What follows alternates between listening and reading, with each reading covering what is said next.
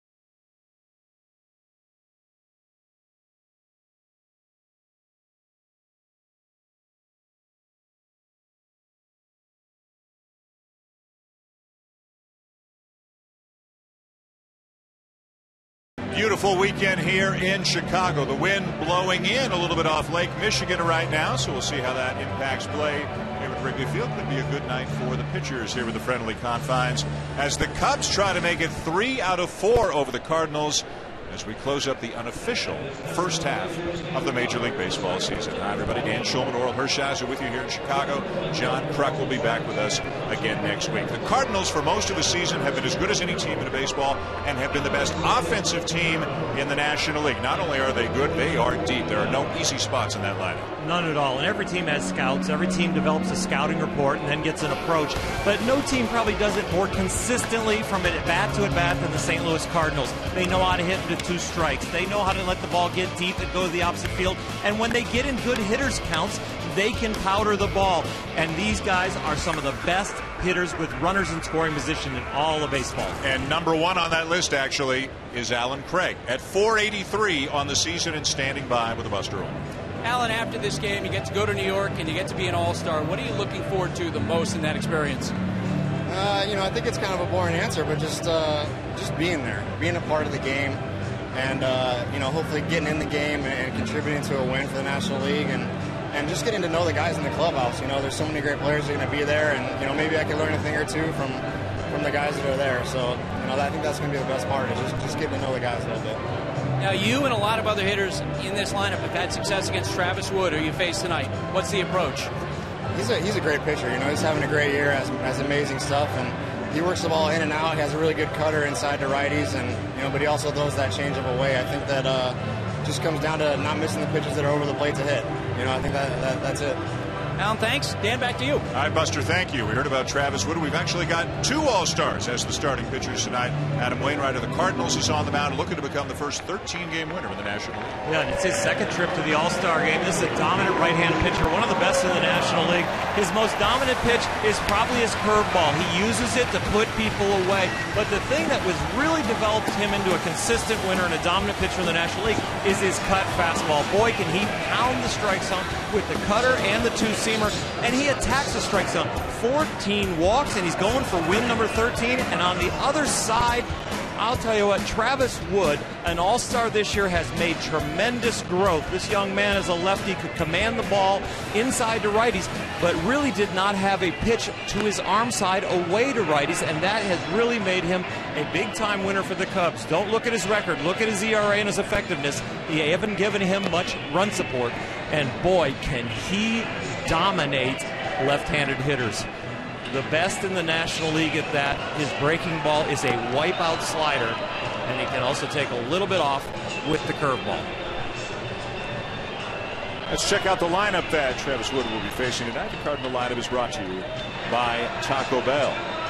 Matt Carpenter leading off. Carlos Beltran has always had a lot of success here at Wrigley Field. He's having another very good season. He's an all-star. Alan Craig's an all-star. Yadier Molina is an all-star. Matt Carpenter, their leadoff hitter, is an all-star. They've got 4 of them, including the leading hitter in the National League, Molina, batting .334 on the season. The Cardinals leading the National League, scoring almost 5 runs per game. And one of the oldest rivalries, one of the better rivalries in a Major League Baseball, and 2 teams whose fans travel very, very well. And you will see a fair bit of Cardinal red here at Wrigley, as we have seen throughout this 4-game series. The Cubs, though, taking 2 of the first 3. They met for the first time in 1892, and it might surprise you to learn the Cubs lead the all-time series. They're up by 58 on the Cardinals, going back 122 years. This is the 122nd season that these 2 teams have met. Got some shadows, got a little sunlight, got a nice breeze blowing in from right field toward the left field corner. And a couple of all-star starting pitchers in Travis Wood and Adam Wainwright hooking up tonight here in Chicago. Matt Carpenter ready to go, and we are underway at Wrigley. Alfonso Marquez, our home plate umpire tonight, calling strike 1 on Carpenter. Perhaps one of the more unlikely all-stars in the National League this year, but look at the numbers. He certainly deserves to be there. Left center field. And the catch made by Brian Bogusevic for out number 1. Well, Travis Wood on the mound, 26-year-old left-hander all-star for the first time. He's really establishing himself as a foundational piece for this Cub rotation. Consistency in the strike zone and really fantastic rhythm as far as being able to repeat his delivery and do it no matter what the situation. Second hitter for the Cardinals is Carlos Beltran. Beltran in the top 10 in the National League in batting at .309. Big power numbers again. The eighth time that he is going to the All-Star game. And a base hit through the right side. A nice piece of hitting. He hit away from the defense right there. The Cubs were shifting him to play to pull in the infield, and this ball is away. He just does a good job staying in his legs, staying well balanced, and just driving that ball to right field. Mike Matheny, his manager, talking to us before the game about the efficiency, not just the fluidity, but the efficiency of Carlos Beltran's swing. Matheny saying he knows exactly what he wants to do. He executes it. He does not deviate from the plan. And after all these years, 36 years of age, still going strong. 1 on, 1 out for Alan Craig. One of the more versatile players on this team, and Craig, who's normally the first baseman, is in left field tonight. Matt Holliday's got a hamstring injury, not yet on the DL, but he hasn't played the last few days, so Craig moves out to left.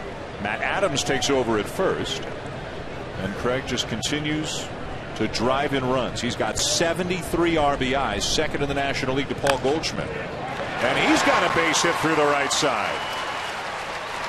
So back-to-back right-handed batters. Beltran a switch hitter but batting right-handed. Worrell taking Wood the other way. Now, this Cardinal lineup has really good numbers against Travis Wood individually, and again the same approach we talked about in the open. The Cardinals get a scouting report, but they develop an approach and they execute it, and they look like they are looking hard away as right-handed hitters and trying to drive the ball to right field. This is the third time this season the Cardinals have faced Wood. He's 1-1 with a .263 ERA in the first two starts against them this year. David Freese looks at a strike. Well, and a little adjustment right there by Travis Wood, coming inside on the first pitch after watching those two right-handers go to right field.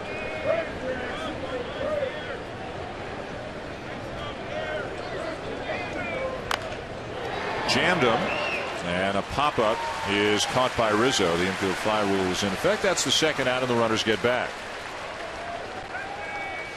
One of the great strengths of the Cardinals this year has been the incredible numbers they've put up all season long with the runners in scoring position. The Cardinals as a team hitting .334 with runners in scoring position on the season. To put that into perspective, Molina leads the National League in batting, and he's hitting .334. It's like the whole team is leading the league in hitting with runners in scoring position, and that's why they're just scoring a crazy number of runs this year. Yeah, and this guy will go up there and battle you, and he's going to have to battle. He's in an 0 for 17 slump right now. Yadi's had some trouble with his knee, been off and on playing, and they're trying to determine how much they can play him as that knee kind of heals.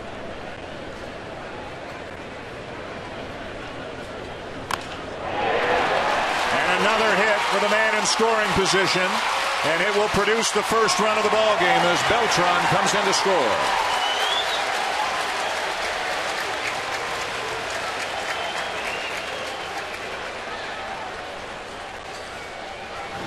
Yadi does not take much time, and they look like they are looking dead red and away. That's the approach. Even Freese, who got jammed, it was a fastball in, but when it's been hard and away, the Cardinals have been barreling it up. Molina breaks out of that 0 for 17 slump with this swing and picks up an RBI for the Cardinals. That's only the second run all year that Travis Wood has given up in the first inning. So 3 hits produce a run, an early lead for the Cardinals, and here's Matt Adams. As Orel mentioned, Wood is so tough on left-handed batters. Adams has not gotten a chance to play a whole lot against lefties.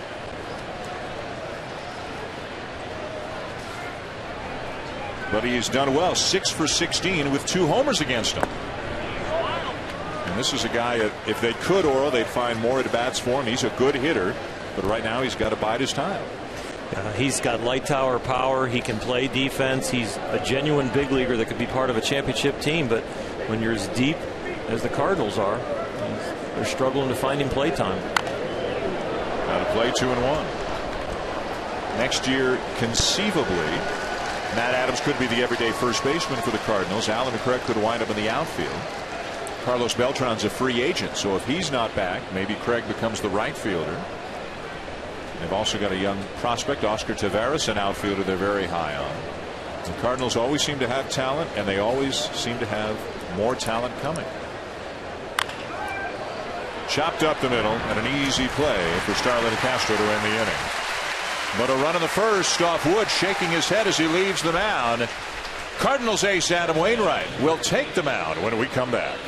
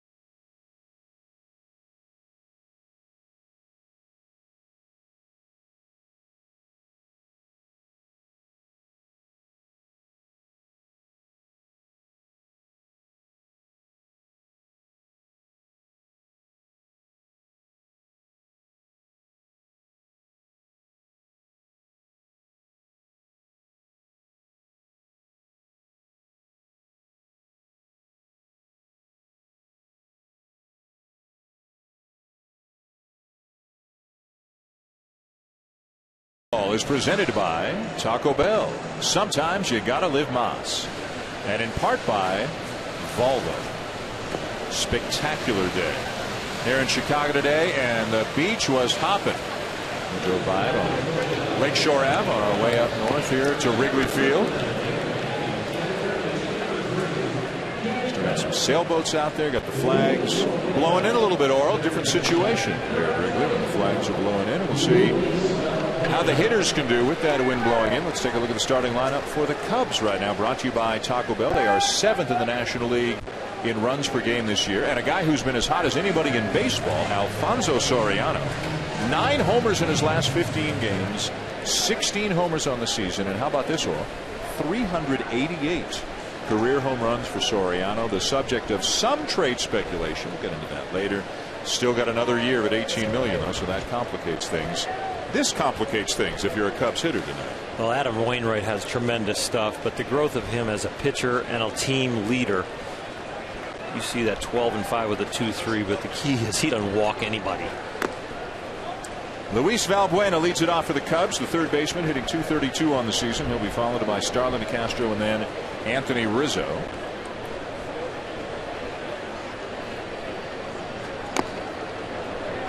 Wainwright in the top 5 in the National League in so many different categories. He's up there in wins. He's up there in innings. He's up there in strikeouts. He's up there in ERA. You name it, he's been doing it. And he's headed to the All-Star game for the second time. Although he will not pitch in the All-Star game. He was asked by his manager, we can move you up a day, we can play with an off day and get you an extra start before the All-Star game, but that means you won't be able to pitch in the game. He said, give me the extra start, and that's why he is pitching here tonight. And that curveball is a big-time weapon. It is a big-time weapon, and Adam Wainwright's going to have a challenge here in about a minute or two when that sun coming through Wrigley Field's little division between the upper and lower deck on the left field side, and it'll start to get into his eyes, and it favors a left-handed pitcher. not a righty, because it's going to start to catch him. Used to pitch in a few of these games, Dan, and you got to get your hat real low. 2-2 fouled back by Valbuena. You see that glare coming in, and when it reaches the mound and starts to get in the pitcher's eyes as he turns and goes towards home plate, he's going to have that glare right in his face and then have to pick up the target. One of the scarier things is when it does blind you for just a bit and the ball comes back at you.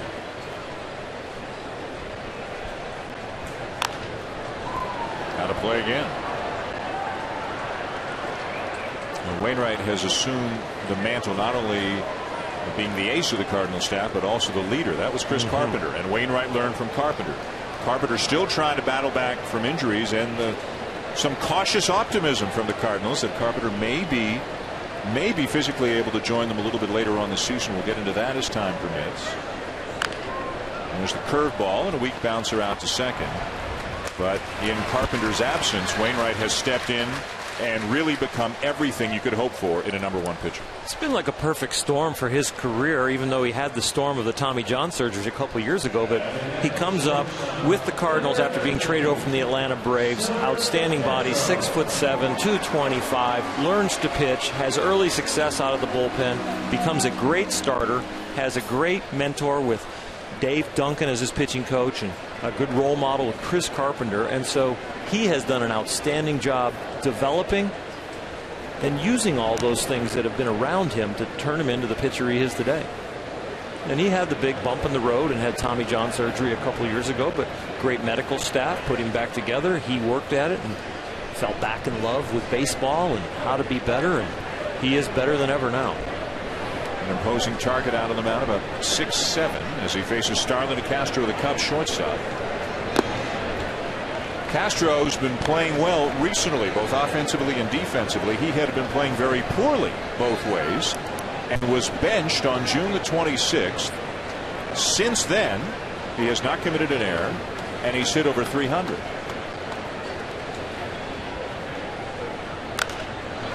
Dale Swaim talked about, sometimes maybe you have to hit rock bottom to realize you got to make some changes, and maybe getting benched has helped Castro realize, hey, got to do some things differently. Dale Swaim knows as well as anybody, Castro's got a lot of talent. He's been an all-star. He's had 200 hits, but he was really regressing this year from what he had done the last couple of years.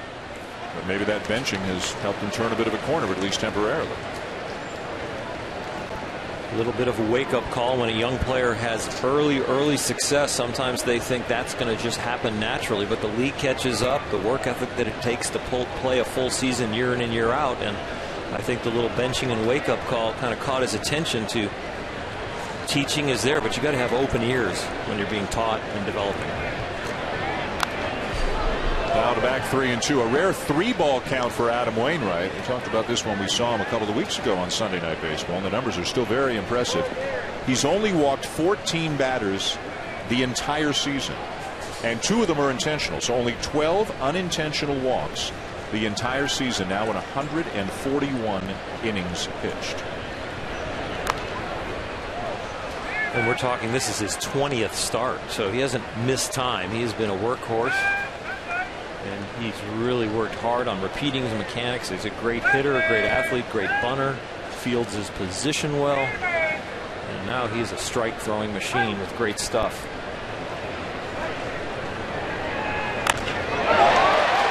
Well struck, deep right center. Extra bases for Castro. Could be 3. And it is.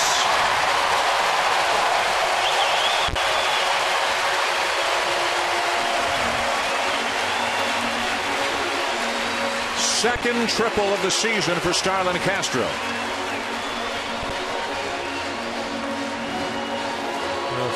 Starlin lets this pitch get deep. It's a 3-2 count. He's making sure it's a strike, but as he gets deep, he crushes it. It's a 2-seamer slightly up in the strike zone. And this ball could be a home run on some days here at Wrigley, but that wind blowing in from Lake Michigan, it gets knocked down. But this young man can fly. And a triple is not an oddity when he hits the ball.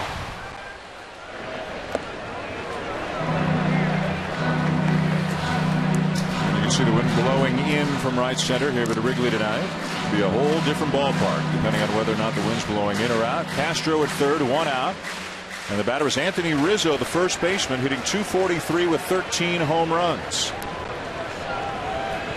You can see 3 of the infielders for the Cardinals are pretty much playing in. The second baseman, Matt Carpenter, is playing back.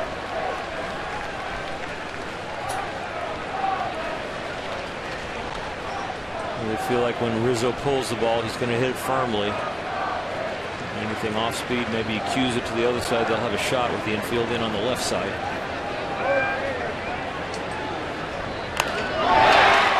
And caught on the fly for out number 2. Well, infield in, medium depth or back, they're probably going to get that one. They were positioned perfectly. Watch Starlin Castro read this ball, throw hop, see what's going to get over and get back. That's a freeze on a line drive. You're going on a ground ball, and he did a good job staying at third.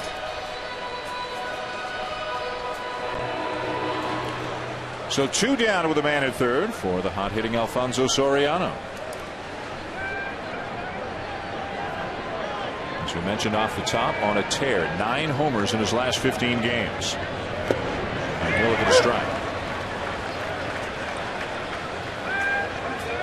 Sori's got a big swing, but he continues to produce some of the best eye-hand coordination around. There's a lot of movement in this swing, kind of a buggy whip as he whips that bat through. Good curveball. You see it there, but he's not going to get cheated.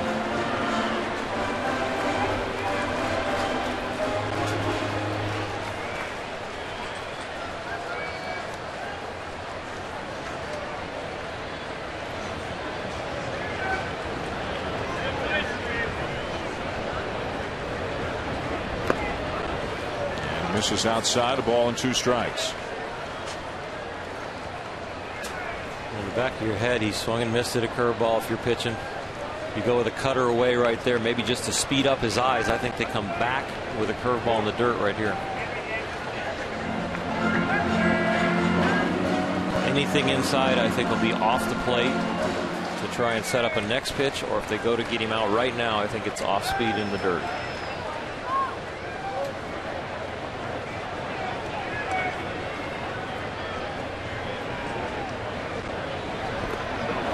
Check the swing on the curveball in the dirt. 2 balls, 2 strikes. It's just a little wide. And when it left Adam Wainwright's hand, it started to look like a ball too soon. He had Soriano committed, but enough information came early enough because they were going too wide. That ball's right down the middle. I think he swings and misses. So he's gone cutter, curveball in the first 4 pitches. Castro at third, 2 down. Another deuce. 3 and 2.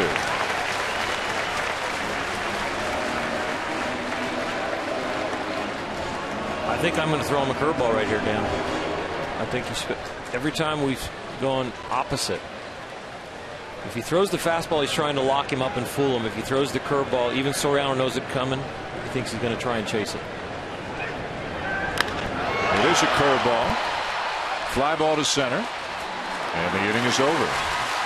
The Castro triple is stranded by Wainwright. 1-0 Cardinals at the end of 1.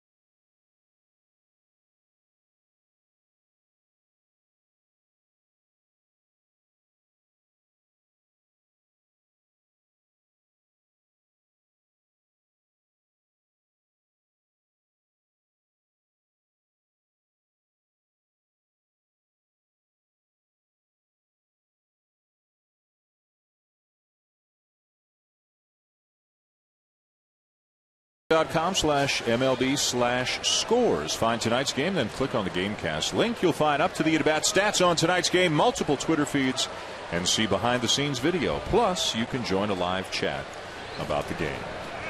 Cardinals 1, Cubs nothing. Top of the second. Sunday Night Baseball here on ESPN. The Cubs taking 2 of the first 3 games in this series. Travis Wood heading to the All-Star game, the Cubs' only All-Star representative, giving up a run on 3 hits in the first.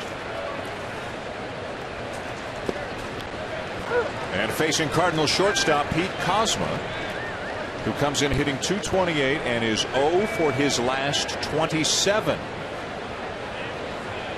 This is just his 4th start in the Cardinals' last 11 games. Little looper to left field, and on comes Soriano. Boy, when you're 0 for 27, you're just hoping and praying that ball's going to drop in. And he gets to see the first off-speed pitch from Travis Wood, but Travis has really been trying to live with the fastball away to righties, and then sometimes coming in. You see the approach to the Cardinals. Beltran goes to right field. Craig goes to right field. In between this, Freeze is trying to go to right field, but since they came inside, he gets jammed, and then Molina gets the base hit up the middle, but looked like he was trying to go to right field. So it'll be interesting to watch the adjustments by the Cardinals or by Wood. And I think the Cardinals will keep their approach and force Wood to make the first adjustment. There's center fielder John Jay.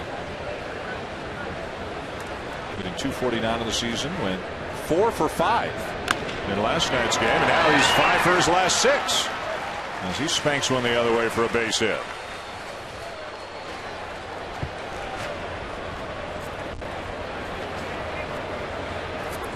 Jay is hot, 1-out single, already the 4th hit for the Cardinals.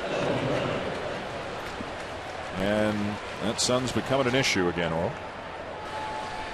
Yeah, you see for Travis, he'll only have the one eye, and he'll be able to pick up the sign and be facing away from that. For Adam Wainwright next inning, he's fortunate enough to be in the dugout right now. Maybe he'll miss that glare as it sneaks through the crack there at Wrigley Field between the upper and lower deck. Adam Wainwright gets the bunt down, and it's a good one. 2-4 on the putout as the sacrifice moves Jay to second.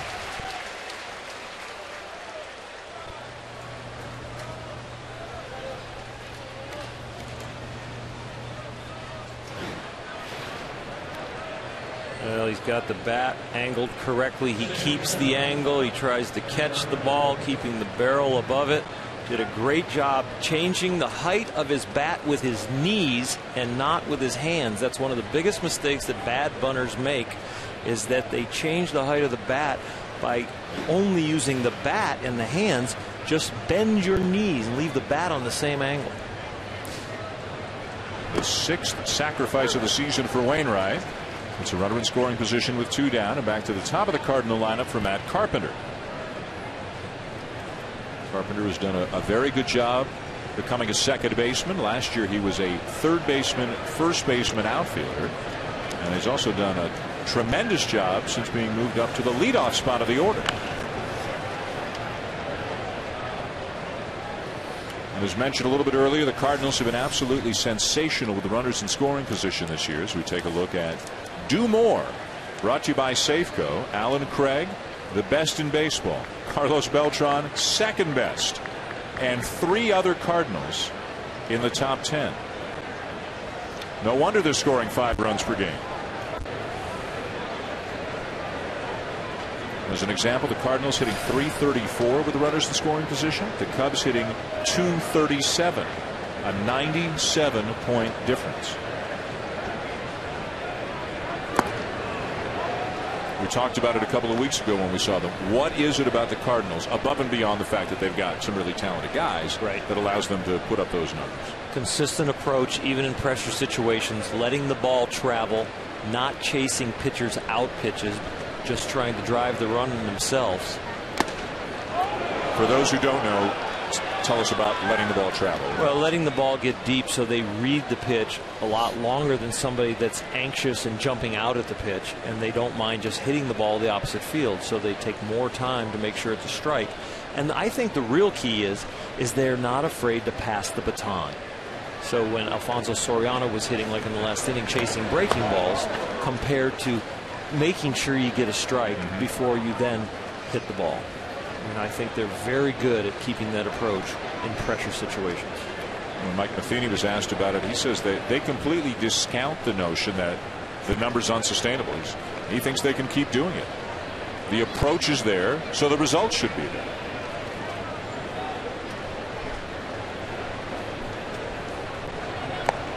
Down and away, 3-2, a deep count. And something a lot of Cardinal hitters are not afraid of. Going deep into the count, hitting with a couple of strikes.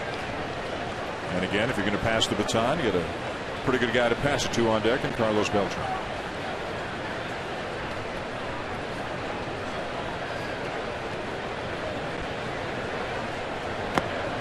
Ball 4. He falls behind 0-2 and works a walk. So here comes Beltran, who had a base hit in the first inning. As we mentioned earlier, he is headed to the All-Star game for the 8th time in his career. He's among the leaders in the National League in home runs. And as we just showed you, he's got great numbers with runners in scoring position. He's driven in 100 or more runs 8 times in his career. Rips it foul down the line. Well, that was a professional swing right there, and because he decided before this at bat he was going to sit on something inside. That was a pull swing. That was a completely different approach than the first at bat. He saw so many balls away and the other players were getting them, and Carlos Beltran said they're not going to go the same place, and he sat on that right on the inside part. Down the left field line and out in front again as he pulls it foul. The count is 0-2. It is so cat and mouse right now with these guys mentally, because again another pitch inside and Beltran is on it and waiting for it. So now if you're Wood, based on what the evidence you have from Beltran, what are you thinking about here 0-2? Well, since he was out in front of both those pitches that were inside, I would go soft, low and away and bounce just to slow him down. Bounce to breaking ball, and it's a ball and 2 strikes.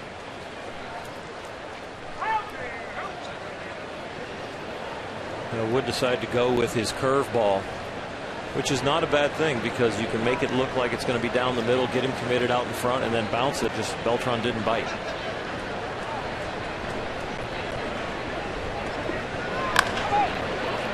Bouncer to short.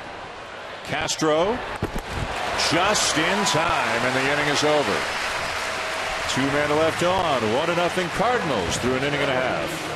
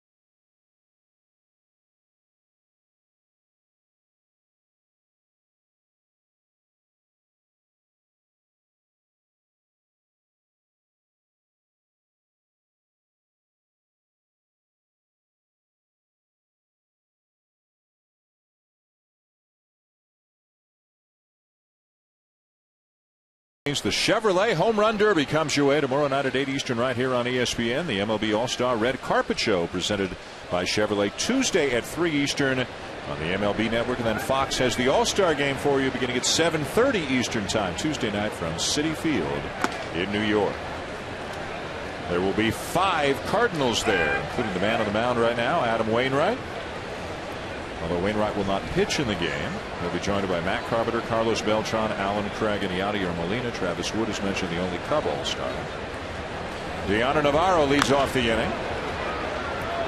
And the Home Run Derby is tomorrow night. Always a very popular event. Robinson Cano and David Wright are the captains. And Chris Davis, who, by the way, hit another home run today. He's got 37 home runs for the Orioles, easily the leader in the majors. He will be there. Prince Fielder will be there. Yoenis Cespedes will be there. Pedro Alvarez will be there, as he took the place of Carlos Gonzalez. I'm picking Chris Davis to win it. Let's take a look at the National League participants. Pedro Alvarez, Michael Kadire, Bryce Harper, and the captain of the team from the hometown Mets, David Wright. Good movement on that cutter in under the hands of Navarro, 2-2. But you think Chris Davis is the guy to beat? He is so grooved. If he's hitting this many in big league games when he doesn't know what's coming, just wait till the BP shows up and he knows exactly what's coming, and they're trying to throw it right in his swing wherever it's grooved that day. I just hope his arms don't get tired. Freeze charging, and the stretch at first by Adams. Nice play on both ends for out number 1. The American League Home Run Derby participants, the 2013 Chevrolet Home Run Derby tomorrow night. There's Chris Davis with 37, Robinson Cano, the team captain. He's also added Prince Fielder and Yoenis Cespedes. Buster, I know you made your picks on Baseball Tonight a little bit earlier today. Who do you like? Well, first, a little bit of intelligence for Anar Diaz, the former catcher with the Indians, is actually going to be throwing to Chris Davis. They've been working like crazy on picking out the sweet spot. I'm going to go with the guy with the most experience. That's Prince Fielder, and I think he's going to beat in the finals Pedro Alvarez, who was picked late to the All-Star team after Carlos Gonzalez was dropped. Guys, I've seen him take a lot of BP down in Florida and Bradenton. He can put on a show. The reason I like Chris Davis, Buster, is just the fact that there's very little effort to the swing, and I don't think he's going to get tired.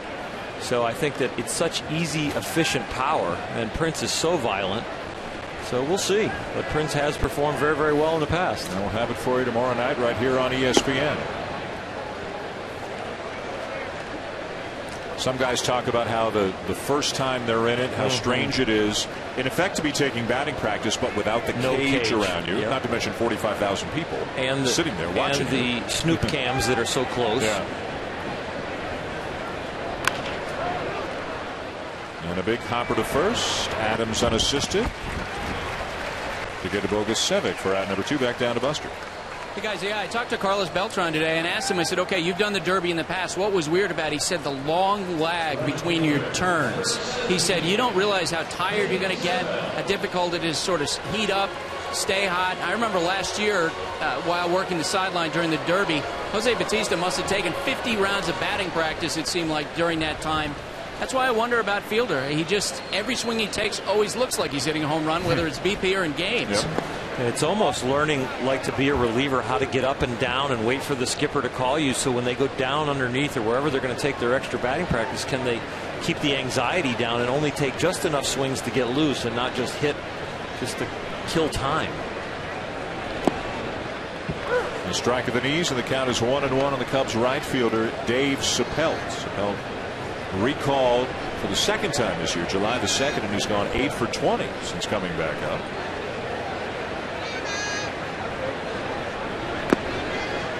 Well, it's a fun event, although Citi Field is not the easiest ballpark in which to hit a home run. So I'm not sure we're going to see any records broken. It might be tough to get the ball out consistently.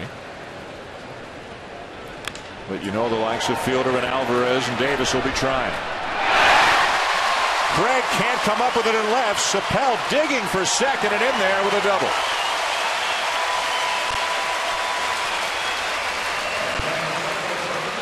It's just the lack of reps and a lack of experience with the wind blowing in here at Wrigley Field for Alan Craig.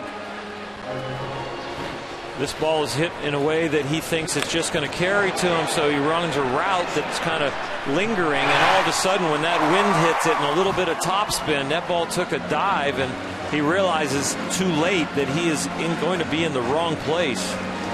But that was very easy to catch if he could have got a little better read on what that ball would have done when the wind hit it. And again, Craig playing mostly, almost entirely first base this year, but can play the corner outfield spots when needed. Here's Darwin Barney. And the Cubs' second baseman hitting just .215 on the season. Looks at a strike. I had a chance to chat with Darwin yesterday, and I asked him what he was really working on to get his average back up, and he said he really got too mechanical and too trying to stay inside. He's trying to be more athletic and have a little more rhythm in the box now. Shoots it foul into the seats just beyond the first base dugout. 0-2. A tense bat, when you get tense in the box and get mechanical, that bat becomes very inaccurate. You know, and so he's trying to loosen it up and see the ball and just kind of free and easy his swing, loosen himself up. You see a lot of movement with his hands as he's going here, as he gets into the box, just trying to get the nerves and the tension out.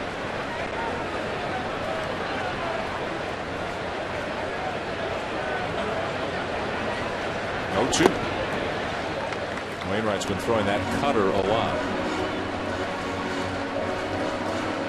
A couple years ago, he went through that Tommy John surgery, and during that rehab would sit with his wife at home and watch baseball games all the time, kept a notebook next to him, and he really charted what made other people successful, and he tried to add a lot of that into his mindset coming back, and the cutter was a main portion of that.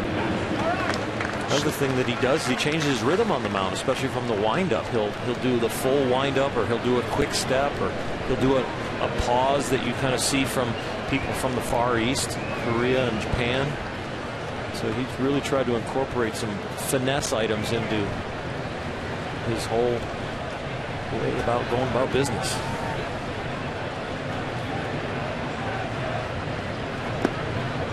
Another cutter down and away. Barney looks like he's picking up the ball quickly out of the hand of Wainwright, the way he's taken the last 3 pitches. And they've really decided that the cutter is the pitch right here to Darwin Barney. They're probably thinking they can beat him. They don't want to throw him anything soft. That he'll hit himself a ground ball to second base or first base, and they can just keep the ball away and down.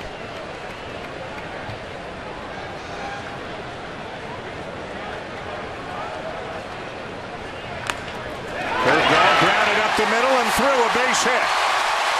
Sapelton to score, and the Cubs have tied it.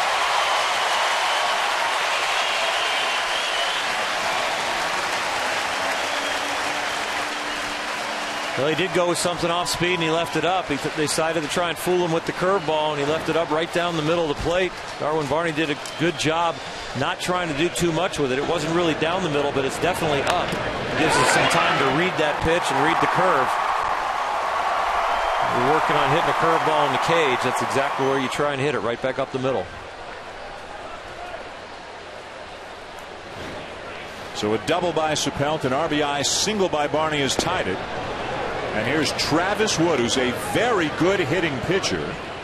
He's a rarity, really, a left-handed thrower, a right-handed batter. He has 2 home runs this year. He has 5 in his career, including 1 off Adam Wainwright. Came back in 2010 when he was with the Reds.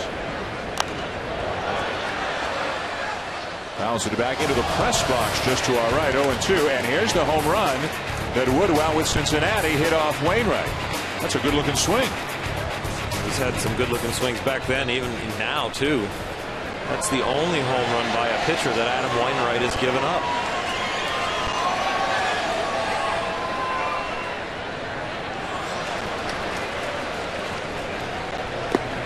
Swing and a miss with the curveball to end the inning. But the Cubs tie it. It's 1-1 at the end of 2. We'll hear from Cardinal manager Mike Matheny, his thoughts on youth baseball when we come back.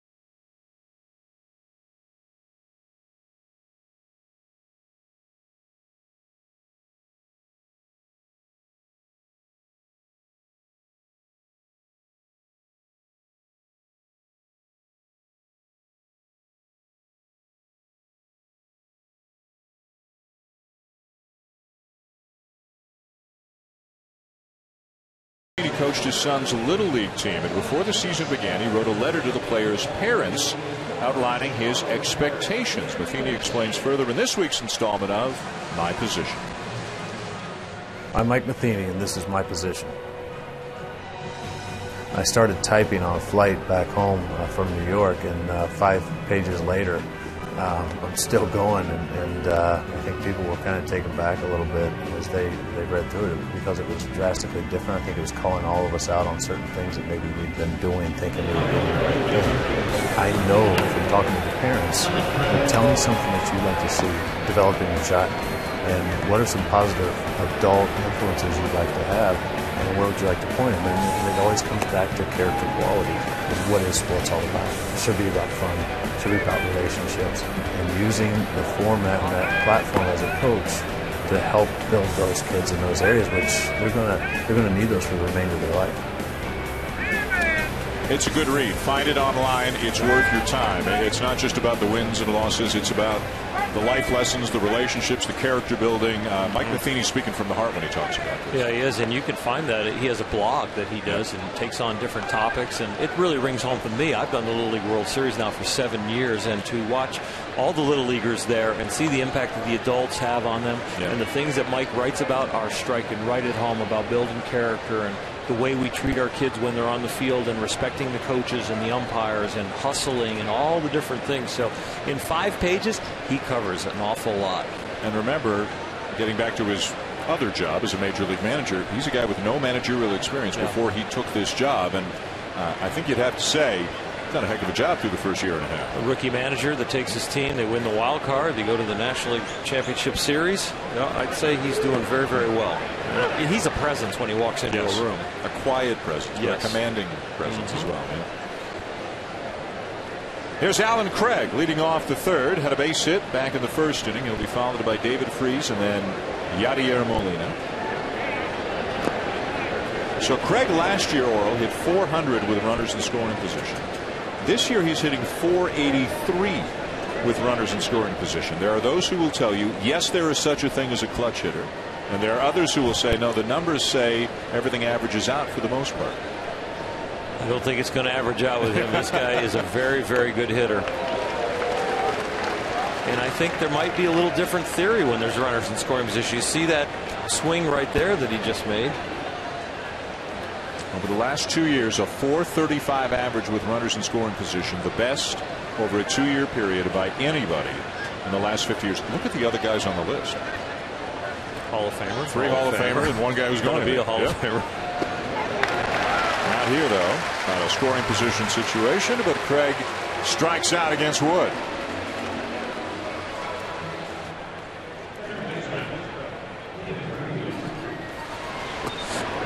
Travis Wood sets him up with a slow curveball there to slow him down, and it looks like they've decided he's an unbelievable fastball hitter because it's all changeups from here on out. Travis Wood's only thrown 1 other changeup until Alan Craig comes up in that at bat. So, unveiling the changeup a little more there. Now David Freese, who popped up his first time up. Freeze up to the cleanup spot. Matt Holliday is out of the lineup, so that forced a little juggling with Craig and Freeze and some of the others. Holliday with a hamstring injury, hoping to avoid the DL. When Wood is coming inside on them, the Cardinals have been unable to keep that ball fair.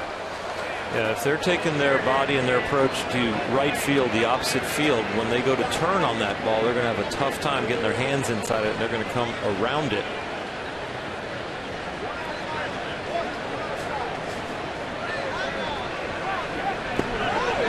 Just outside. You can see Navarro, the catcher, try to bring that ball in a couple of inches over the outside corner, but did not get the call.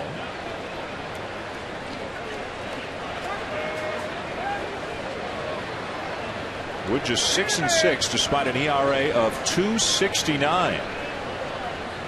Now some people like the quality start stat, some people don't. Quality start is 6 or more innings, 3 or fewer earned runs. I'm not sure it's a good evaluation of 1 start, But when Right. you can do 17 out of 18, it's something to talk about. That's pretty good. Yeah. I mean, it doesn't mean that he's shutting people out. It doesn't mean he's going 8 or 9. He's not. He's going 6 or 7. It's like somebody making 17 out of 18 pars on a golf course. One par is nothing to write home about. But you make 17 out of 18, you're pretty good. He's given them a chance to win ball games. And had they played a little bit better defense behind him, had the bullpen done better, his other numbers suggest he shouldn't be a 6-6 pitcher. He could have 9, 10, 11 wins, but unfortunately for him, he's only got 6. A pop-up. Barney taking charge, 2 down. The thing about Travis Wood with his statistics and how sometimes they can be deceiving about effectiveness. The ERA's good, the WHIP's good, all the different stats, and even he had a game where there were bases loaded 2 out against San Diego where it took a win to a loss because a pop-up dropped between 3 fielders and all 3 runners that were on scored and all 3 became earned runs. A liner in the left center past a diving Castro, and Yadier Molina is 2 for 2.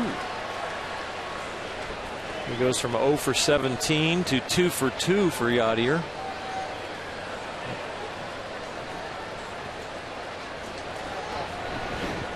A ball that's slightly up, and I think it's going to be a cutter, trying to be a cutter on the inside, and he leaves it over the middle of the plate. See Navarro set up on the inside there, trying to get it in there, and just doesn't get in there enough, and Yadi pulls his hands in enough to get the barrel on the bat and drive it to center field. So a 2-out base hit for Molina, and that will bring Matt Adams to the plate.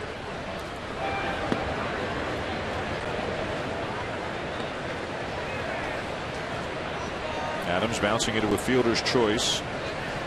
His first time up. 3 left-handed batters in the lineup for the Cardinals. Carpenter's flied out and walked. Adams is 0 for 1, and John Jay's got a base hit. We mentioned the numbers for Wood against lefties are ridiculous this year.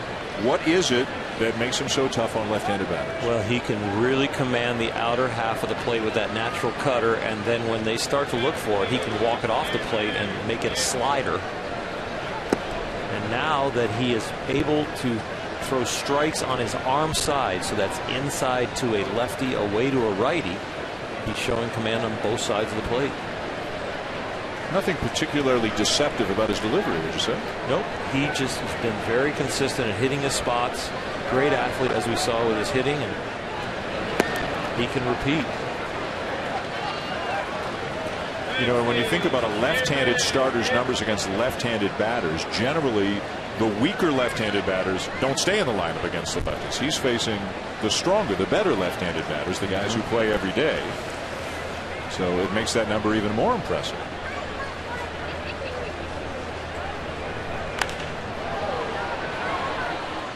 Out of play, full count.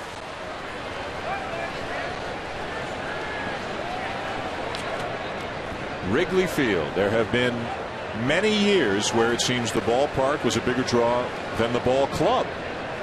The Cubs, as everybody knows, they've had some lean years, to say the least. But whether it's inside Wrigley or across Waveland or Sheffield, on the rooftops, Wrigley Field's always a happening.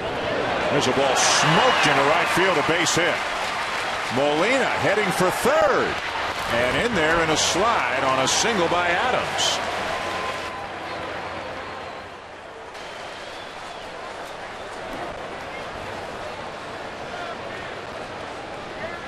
They thought about sneaking something inside. They had lived away with Adams. See him trying to come inside, but they leave it out over the plate. Matt Adams loves to extend his arms, and even though the ball is away, he pulls it. And Yadier Molina, who has dealt with a gimpy knee, you can see going around second there. He's lumbering to third. It's real hard to get him out of the lineup. So first and third, 2 down for Pete Cosmo, who flied out his first time up. Now 0 for his last 28. Well, that Molina situation obviously bears watching the rest of the season. The Cardinals are a great ball club. Now you can make a case that not only is Molina their most indispensable player. Cosmo thinking about bunting for a base hit. and snapping an 0 for 28 and driving in a run.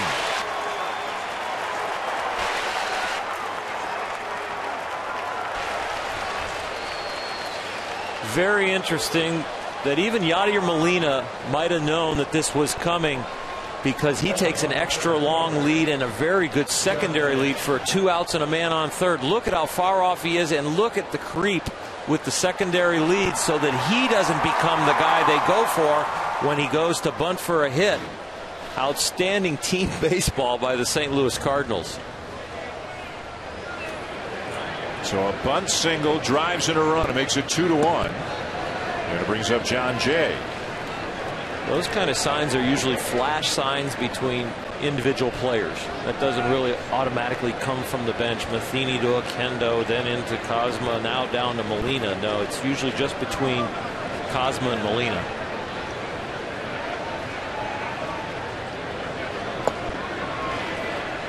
It's kind of a heads up that, you know, I'm struggling, I'm not hitting very well. The bunt for a hit's got to be in my arsenal now to get out of my slump. So here's the flash sign we're going to use. If I look down at you, just know it's coming. And the Cardinals go back on top here in the top of the third.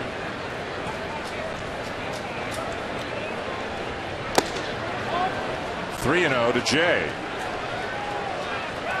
A 2-out hit from Molina, good piece of hitting. Adams works the count all the way to 3-2 and stays on a pitch they leave out over the plate, and then a bunt hit. And they're second in the league in slugging percentage, but they're down. They're like 10th and 11th in home runs. Yes. It's doubles, triples, and just consistent approach. 3-0 curveball. Jay took it for a strike.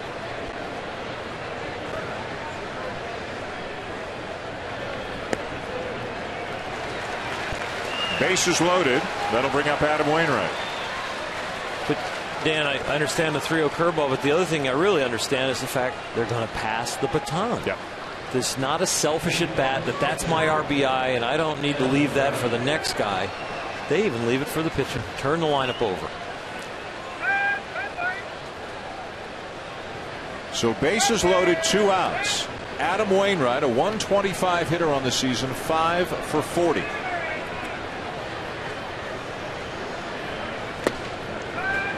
A strike.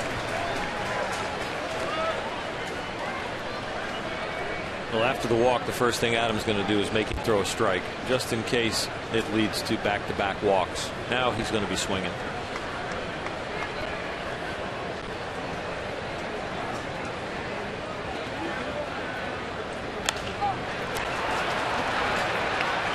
Pop up back at second. Who wants it? Barney to end the inning. But a bunt single drives in a run, and the Cardinals lead 2-1.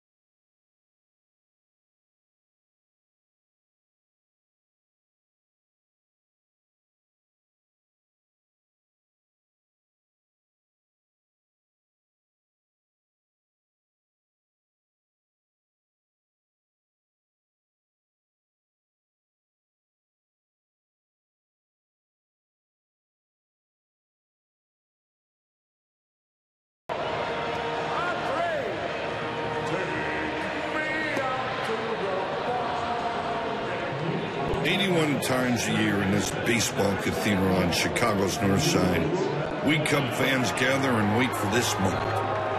We rise to our feet, hold our cups to the sky, and with a 1, a 2, and a 3, we will sing. Harry Carey's presence still felt strong here at Wrigleyville. He began leading Cubs fans and taking me out to the ball game in 1982. The tradition continues, and tonight, former Chicago Bear Gary Fensick will have the honor. You can also watch a full feature narrated by Chicago's own Jim Belushi on tonight's SportsCenter following the ball game. Bottom 3 at Wrigley. Dan Shulman, Orel Hershiser, Buster Olney. Sunday Night Baseball on ESPN. The Cardinals 2, the Cubs 1. And Luis Valbuena hooks one fair down the line. And has himself a leadoff double.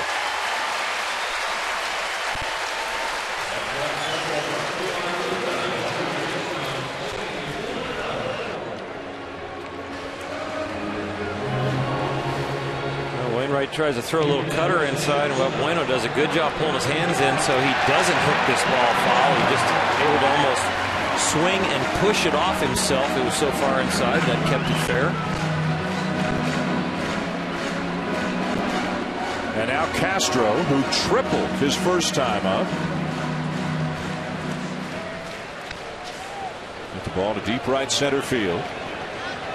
Trying to at least advance the runner here. Ooh. And will not have the opportunity. Hit on the left arm.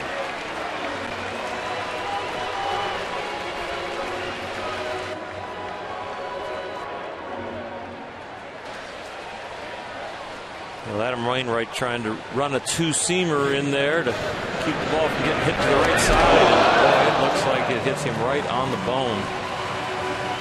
The subtlety, Yadier Molina comes out always when there's a hit by pitch between the hitter who just got hit and his pitcher. So he hops out from behind the plate and kind of faces the hitter. Just in case. Just in case. He becomes the first line of defense. So 2 on, nobody out. A double and a hit batter. But now Anthony Rizzo, the first baseman who lined out his first time up. You look at the future for the Cubs, and they're in another rebuilding mode. We expect them to make some more trades between now and the deadline. But given their youth and their contracts, you would expect that Castro and Rizzo, well, the Cubs are hoping they'll obviously be 2 of the cornerstones of this team for years to come. They've stepped out on these 2 youngsters. Castro had early production and has slacked off, and Rizzo is completely on projection and his power.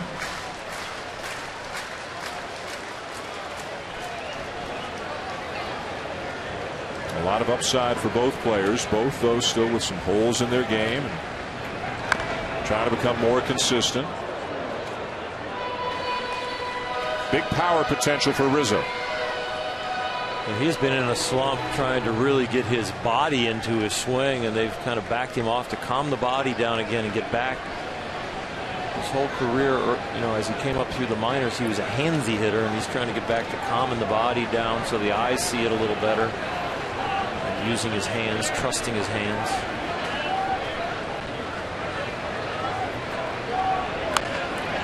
Curveball and a bouncer. There's 1 and 2. Nicely done. 4-6-3 double play. 2 down and a runner at third. Nice work on the infield by the Cardinals. It'll bring up Alfonso Soriano when we take a look at his hot zone. Brought to you by T-Mobile. Well, under 250 is going to be blue, and over 350 is going to be red. You get to see where Sori hits well, and you're going to see it's mostly mistakes in the middle of the plate. That big aggressive swing, he kills the ball when you make the mistake in the middle of the plate. And then the secondary place you don't want to go is to let him extend his arms away, either low or high. He likes to extend his arms.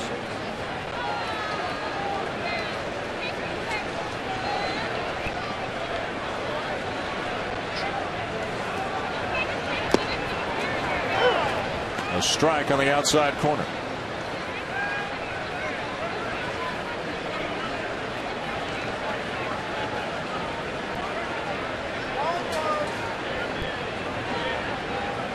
Valbuena down the line at third.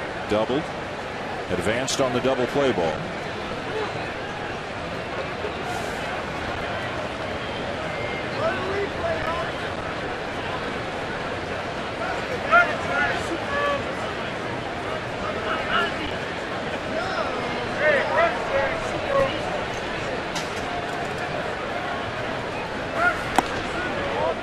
Lays off the fastball, the ball and a strike.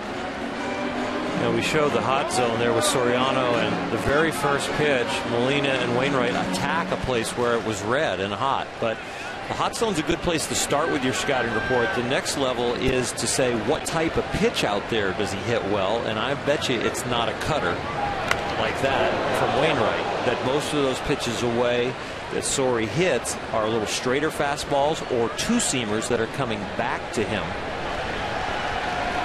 And so all scouting reports start with, okay, he's a good fastball hitter, he's a good breaking ball hitter. He likes the ball up, he likes the ball down. He gets a hot zone in certain places, stay away. But then what is that hot zone? What types of pitches?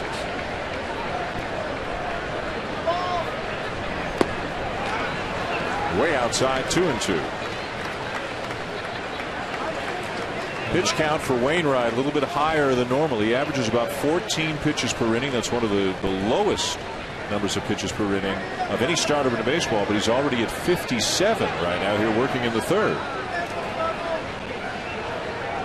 He just doesn't have quite his pinpoint control here tonight. We see him throwing these cutters away to Sori, and normally he's just trying to throw them on the corner or 2-3 inches off, but he's been jerking a few of them out there into the left-hand batter's box.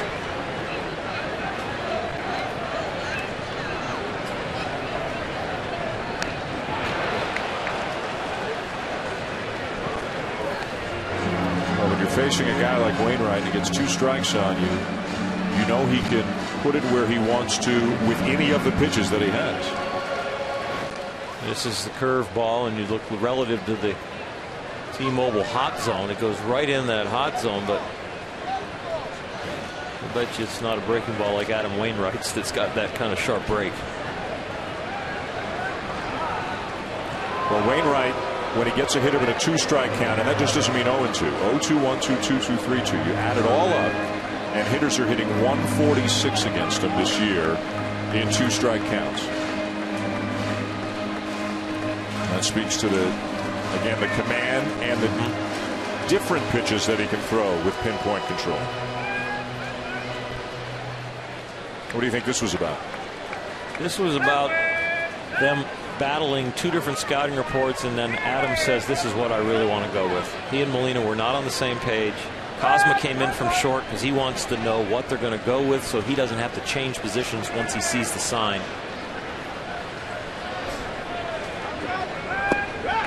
Wanted to go to the cutter again, but he missed outside.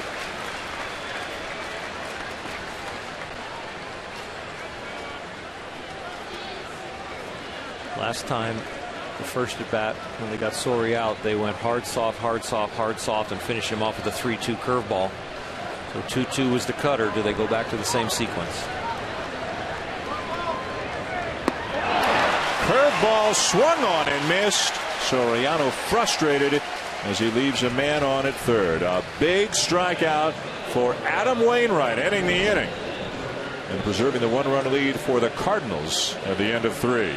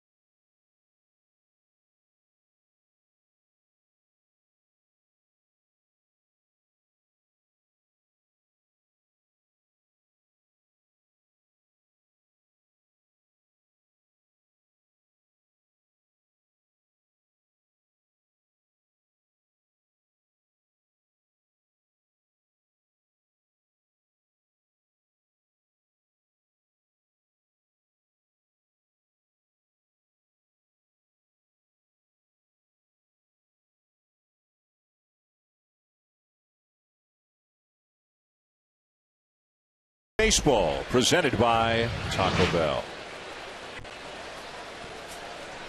Beautiful night here in Chicago. Great city.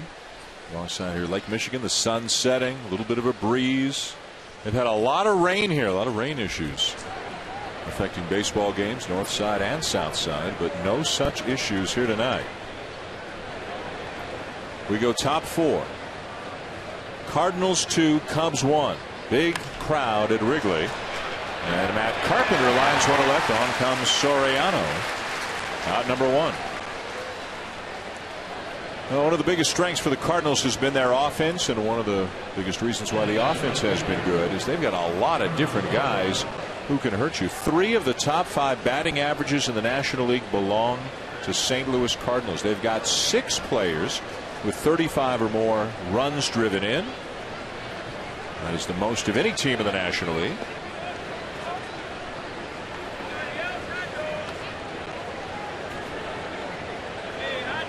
And as we have mentioned on a few occasions already tonight, they all seem to do a great job hitting with runners in scoring position. 5 of the top 10 in the National League are Cardinals with average with runners in scoring position.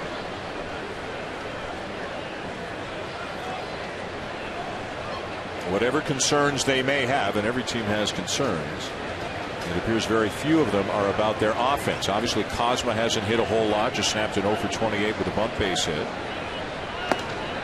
And obviously, if Molina's knee were to worsen, that would be a major concern in a variety of different ways for the Cardinals. But assuming Molina stays healthy, I mean, you got to believe this offense is going to continue to be what it has been through the first half of the season.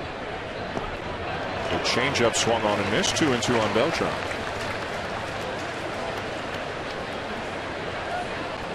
Molina Oral started 79 of the first 85 games this season as a catcher. That's remarkable.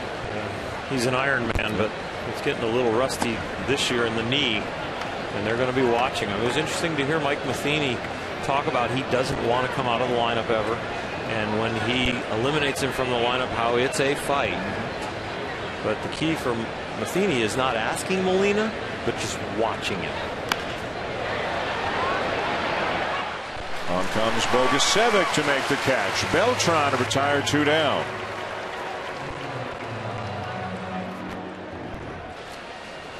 Now the Cardinals tonight have done their damage with 2 outs. That's a 2-out RBI single for Molina in the first inning, and then 2 outs, nobody on in the third. Molina singles, Adams singles, and then the RBI bunt single by Cosma. That's how the Cardinals have their 2 runs. Here's Craig, a base hit and a strikeout.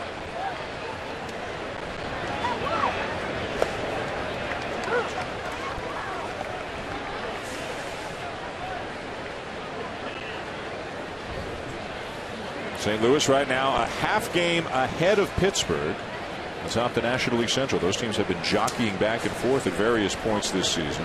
Pittsburgh losing today to the Mets. That's a fair ball down the line. Craig with his second hit of the night, and this one is a double.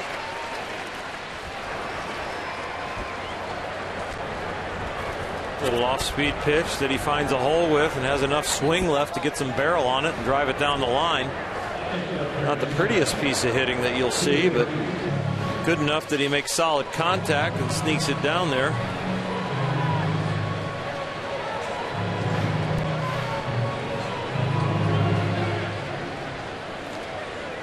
Second up of the season for Craig. A runner at second, 2 down for David Freese, who's popped up twice.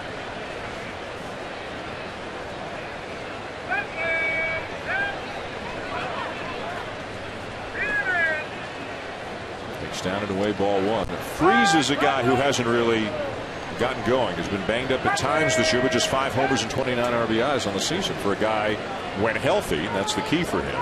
When healthy, obviously capable of more than that. He was jammed in his first at bat, then they went to a lot of off-speed stuff. He has a very good reaction fastball swing on the inner half. Right there, if you're going to come into him, you make sure you get it in.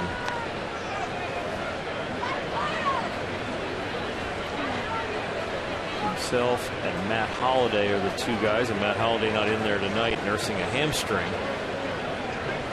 very good inner half fastball hitters in the Cardinals lineup. And both of them, although they're right-handed batters, much better numbers against right-handed pitchers this year, Freese and Holiday, than against lefties. And the Cardinals as a team hitting .285 against righties, but only .237 against lefties. But they do have 8 hits tonight already off Wood, who's tough to hit. Came in just enough, 2-2. And that's the key. When you get a guy that maybe likes the ball in there, he likes to extend his arms. If you get him where he likes it, you can go to the strength, but just make sure it's in a good place, because you're going to stimulate that bat. And when you put it in a good place, you get him out. But if you make a mistake, it'll be very painful.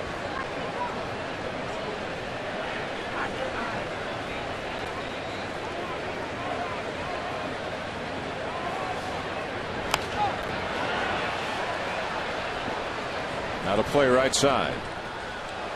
And you can just see as this at bat develops, the ball in the inner half, Freese is starting the bat. He's not worried about, is it in off the plate, is it down the middle, is it up, is it down. It's just coming towards the inside, and he's reacting to it.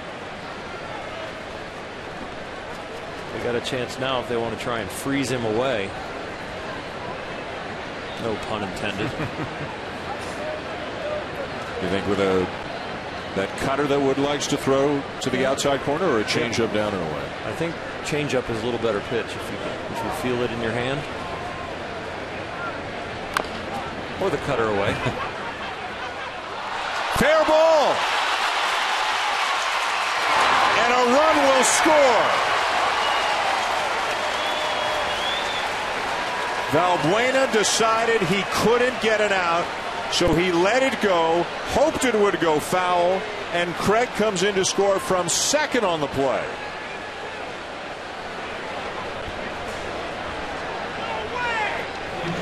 Well, it takes a kick, but it ends up staying fair. But right about here, he's like, I can't make it. But boy, he didn't realize how close he was to third base. That ball did not have a lot of time to go foul. See where Valbuena is? He's only about 8 feet in front of third base. So even if you think it's going to go foul, it's still got to do it in time. It goes as a base hit and an RBI for Freese, and it's 3-1 Cardinals as Craig comes in to score again. 2 outs, nobody on, and again for the second inning in a row, the Cardinals make something out of it. Although this time they get a little bit of help.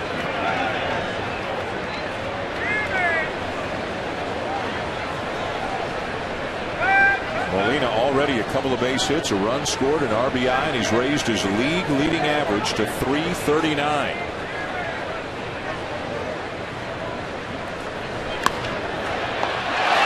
Smoke to third. Valbuena's got this one. So how about that? You hit the ball right on the screws, it's an out. You hit a 6-hopper up the line. It goes as an RBI single, and the Cardinals lead by 2.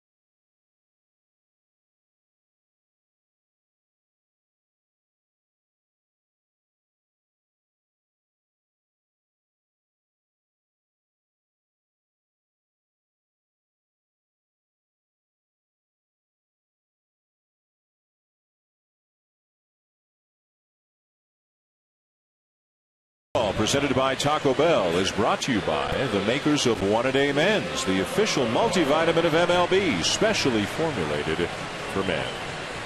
Bottom 4, Cardinals 3, Cubs 1, between innings, Buster Olney and Mike Matheny. Mike, Adam Wainwright's pitch count a little elevated. What are you seeing in him so far? Well, more than what I see out of him, I see these guys taking good at-bats against him. They're working deep counts, they're fouling off his good pitches and putting some others in play. Now, you get an RBI bunt from Pete Kozma. Is that something that's communicated ahead of time, or is that Molina reading it?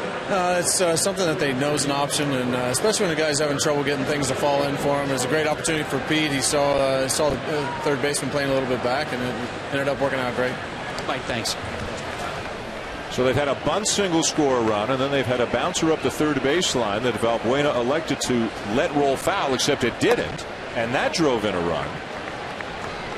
And 2 heads-up base running plays, Alan Craig and Yadier Molina, just little things that you watch the Cardinals do that are a big part of the equation of winning baseball. They're up 3-1, bottom 4. Cardinals need a win to split the 4-game series. Deanna Navarro leading it off for the Cubs. The Cubs are 42-50, and I think all things considered, if you survey maybe not the average Cub fan, but I'm not sure the expectations were for the Cubs to be within 8 games of 500. Not that they're aspiring to be under 500, but it wasn't expected they would be much this year. They started the year 18-30. They're 24-20 since. Now they've traded Scott Feldman. You can see Matt Garza there on the right. He's with Jeff Samardzija. All kinds of talk that Garza is going to be traded perhaps any day now. He's a hot commodity. He's a big-time starting pitcher. Has had a lot of success for different teams. He's talked about wanting to stay inside an extension, but it sounds like he'll probably get dealt soon, and he may not be the only one. There may be other guys who get dealt. Yeah, that man right there is keeping Buster very, very busy. Buster likes being busy. Staying on the wire, staying on the phones with all the GMs and all his connections. There's a lot of talk about Matt Garza and where he might end up, and that maybe he's made his last start for the Chicago Cubs. It's just a question of what are the Cubs demanding in exchange for him? Who will pay the price? A little bit inside, not by much. Wainwright going to that cutter again, and it's a full count on Navarro.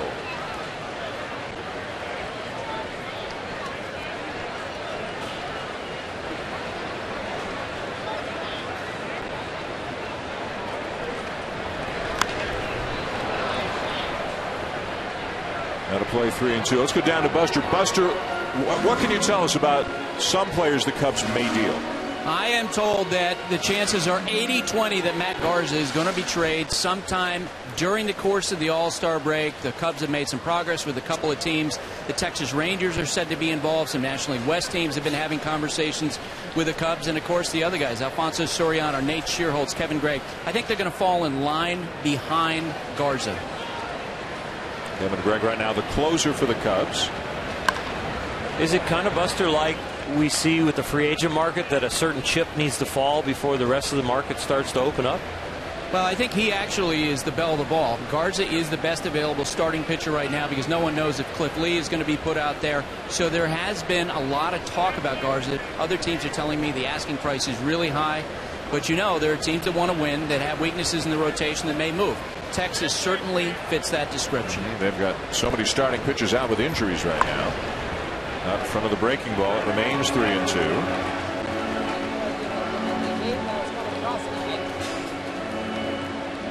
Garza, of course, has had success in baseball's toughest division. He's pitched very well in the American League East. Scott Feldman already went to Baltimore, you mentioned. And that's a big key for the American League East and people that are thinking about a playoff run, if somebody has already lived up to pitching under pressure. Wainwright thought he had strike 3, but it's a little bit low, and it's a rarity. Just the 15th walk issue this year by Adam Wainwright.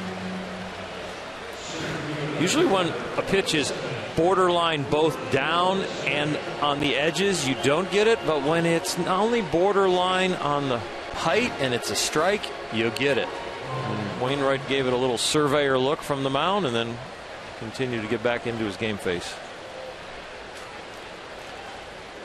Leadoff walk to Navarro, and that brings up Brian Bogusevic.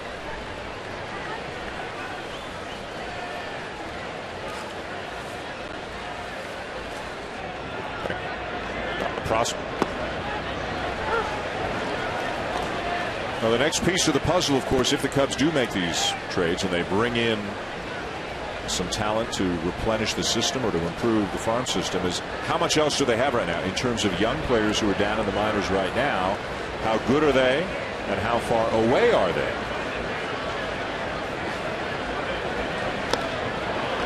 Oh, and 2 the count on to Bogusevic. Let's talk about the farm system, Buster. How good is the situation there for the Cubs? Well, they are developing a whole lot of position players. When you look at a guy like Javier Baez as shortstop, Chris Bryant, who they just drafted, Jorge Soler, Albert Almora, #1 draft pick last year. The feeling is these guys will be in the big leagues sometime in 2015. People with other teams say they have great position talent. Here's the big question: the pitching. And as the Cubs are making deals, they're trying to add as many pitching bodies as they can. It's just got to be so tough if you're a Cubs fan. Been a long time to say the least, and Dale Swaim knows it as well as anybody. There have been times, it seems, where just coming out to the ballpark and enjoying the sunshine, enjoying the an adult beverage too, that's enough. But now, you saw Theo Epstein, expectations came along with him. I would think there will be a bit of a grace period for this regime, Theo Epstein, Jed Hoyer, and so forth, but don't you think the fans are really going to start chomping at the bit for a winner pretty soon? I think next year they're going to have a little more pressure, and the year after is really when they're going to get the pressure. And you think about, if the pitching is so bad and that's what they're looking for, why would you be trading Scott Feldman, Matt Garza? But they're trying to time up the young pitching with the young position players so that it all arrives kind of at the same time. And the viewer that saw those prospects and saw A and A+ and AA, remember in the minor leagues there's rookie ball, A ball, high A, AA, AAA, and then the big leagues. So those weren't grades on those prospects. They're at what level they have played at. The A+ was for high A.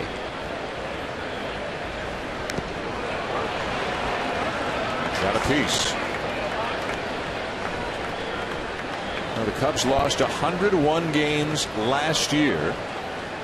Haven't made the playoffs since 2008. Haven't won the World Series since 1908.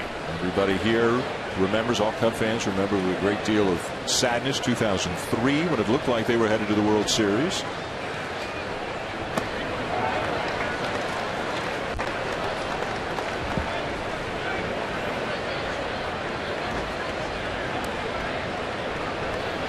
So much depends too on Rizzo and Castro. I mean, those two guys are supposed to be the core.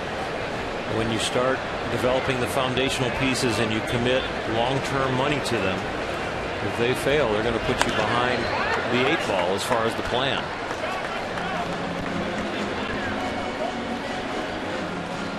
Since opening day of last season, only 7 players remain on the Cubs roster. There's been a lot of turnover. They've already used 42 players this year. As you look at Castro, the 23-year-old shortstop. And finally, Wainwright puts away Bogusevic after a long battle. Exactly what Mike Mathena told Buster in between innings, that the Cubs are grinding out at bats and spoiling pitches, and they're driving his pitch count up, and so the Cardinal bullpen will be tested tonight. Wainwright already at 77 pitches, and we're not through 4 innings of Cub offense. 17 pitches this inning. Walking Navarro, striking out of Bogusevic.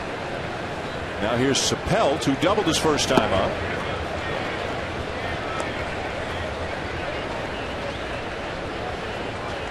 I mean, hearing what Buster has said and just taking a look at where they are, past, present, future, it feels like a longer rebuilding. It doesn't feel like it's next year. It doesn't feel like it's next year, and Dale Swaim has done a great job keeping them close to 500 so far this year, and I know they won't admit it in the Cub dugout or the front office or in the manager's chair, but 500 would be a huge accomplishment for this roster, especially as they continue to unload. If they do unload 3, 4, 5 players, as we see Theo Epstein, they're working the phones.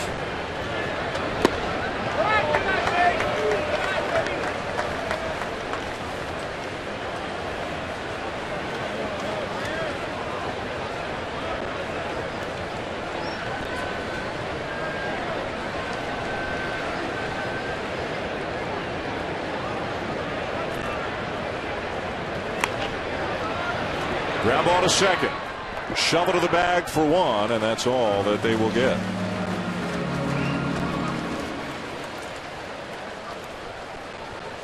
The ESPYs are back. Celebrate the year's greatest athletes, teams, and plays. Relive the amazing moments and championships and honor the unbelievable achievements by the athletes as voted by you, the fans. The ESPYs hosted by John Hand Wednesday, July 17th, 9 Eastern on ESPN, and also watching ESPN. Dan Shulman, Oral Hershiser, Buster Olney, Sunday Night Baseball. John Kruk back with us next week.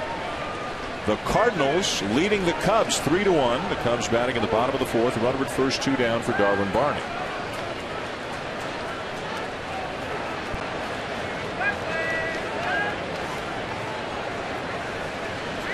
Barney an RBI single his first time up, accounting for the Cubs' only run of the ballgame. A year ago or so, Darwin Barney was looked upon as a young player that could end up being a core piece for the Cubs, but he's kind of fallen on hard times, and he's not out of favor as much as they just have not stepped up for him, and he really has not produced at a level where they're sure yet. And 276 2 years ago, 254 last year, 218 now.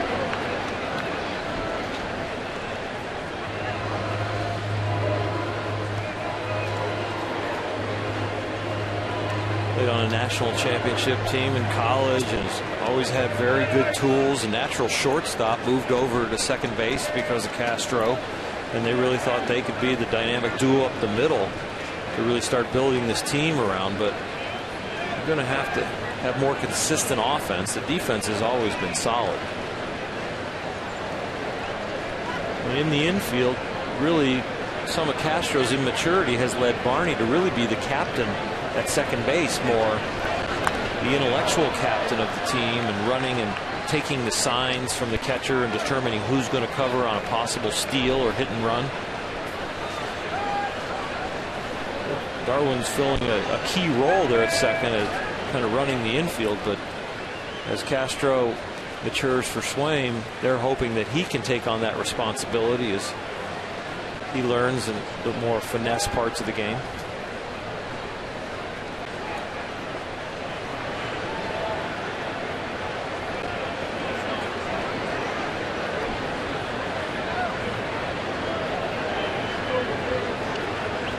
Again, the 0-2.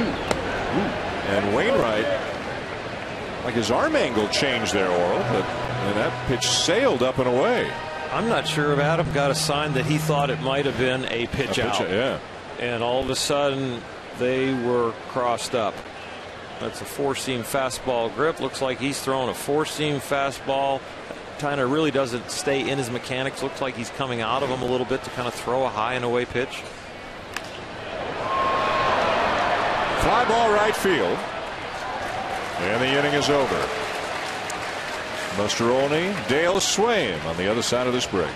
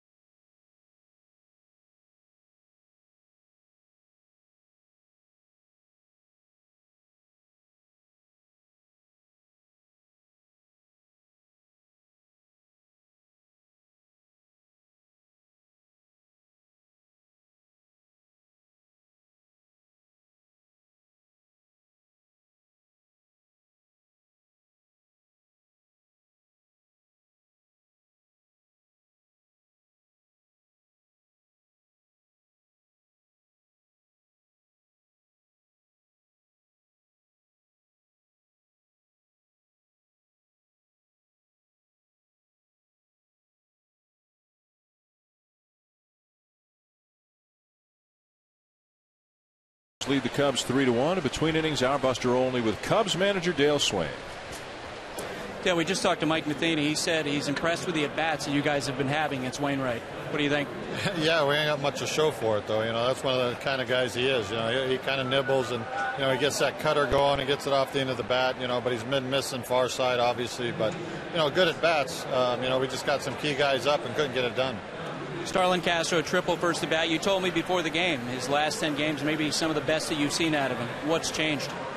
Well, I think, you know, defensively he's charging the ball much more. He's not laying back. And at the plate, he's getting much more aggressive on his backside, getting his leg lift to his backside, which he wasn't doing earlier. Dale, thanks. Matt Adams leads off the fifth for the Cardinals and looks at a strike from Travis Wood. Adams, a fielder's choice and a base hit tonight. Cardinals have 9 hits through 4 innings off Wood.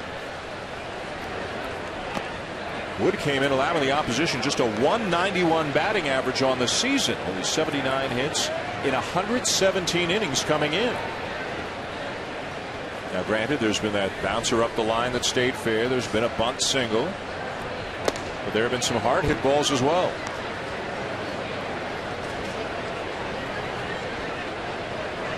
Wood, by the way, does have the permission of the Cubs to pitch in the All-Star game on Tuesday night. Every other, as far as I'm aware, every other starter, line to the first for out number 1. Every other starter who's pitching today, who pitched today, will not pitch in the All-Star game. But Dale Swain telling us that Wood throws 45 or 50 pitches on his throw day, which would be Tuesday, and that he's a max effort guy. Goes all out, throws about 95% effort on his throw day.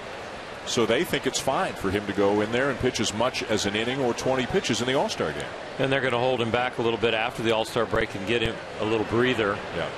Till the next Tuesday against Arizona. He'll have a week. Yeah. You know what? First trip to the All-Star game as of now, and theoretically for the rest of the year, a non-contending team. Why not, right? Let him go enjoy and hopefully get into the game. And as a left-hander, I'm sure he will get in the game, even if it's for one batter. Especially when they need to win the game as the National League to have the home field advantage in the World Series, and you got a guy who left-handers are hitting, you know, a minuscule in the hundreds against.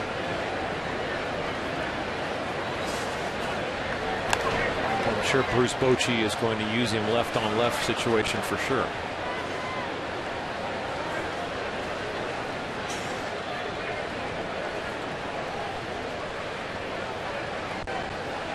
Word out of New York today, by the way, that Matt Harvey's blister situation is good enough that he will be able to pitch in the All-Star game. We can see if he's going to be the starter or not. So many good candidates. There's a ground ball to short. Castro to his left. 2 down. All the festivities begin tomorrow night with the 2013 Chevrolet Home Run Derby. Tomorrow night at 8 right here on ESPN. The MLB All-Star Red Carpet Show presented by Chevrolet. Tuesday, 3 Eastern on the MLB Network, and then the All-Star Game itself Tuesday night at 7:30 Eastern on Fox. Looking for the right field corner. Hibbert Wrigley Field. 3-1. The Cardinals lead. 2 outs, nobody on. But this is where the rally started for the Cardinals, both in the 3rd and the 4th. 2 outs, nobody on, and they got a run each inning. John Jay's been hot, went 4 for 5 last night, and he has singled and walked tonight.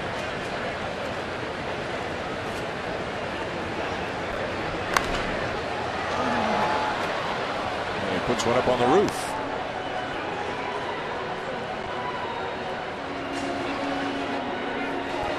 He's done a real nice job, Dan, through this hot streak of adjusting some things, and especially his hands. He doesn't have as big a hitch. He used to drop his hands almost down to his waist and then bring them back up, and you'll see they're going to stay up around his shoulder. He raises them up and he brings them back to his trigger, and keeping his hands above the ball when he goes to swing at it. He used to get caught in between and really have to have serious timing and rhythm with all of his movement and then timing the baseball, but now he's cut down on the movement and really keeping them a little bit more of the conventional height in his stance.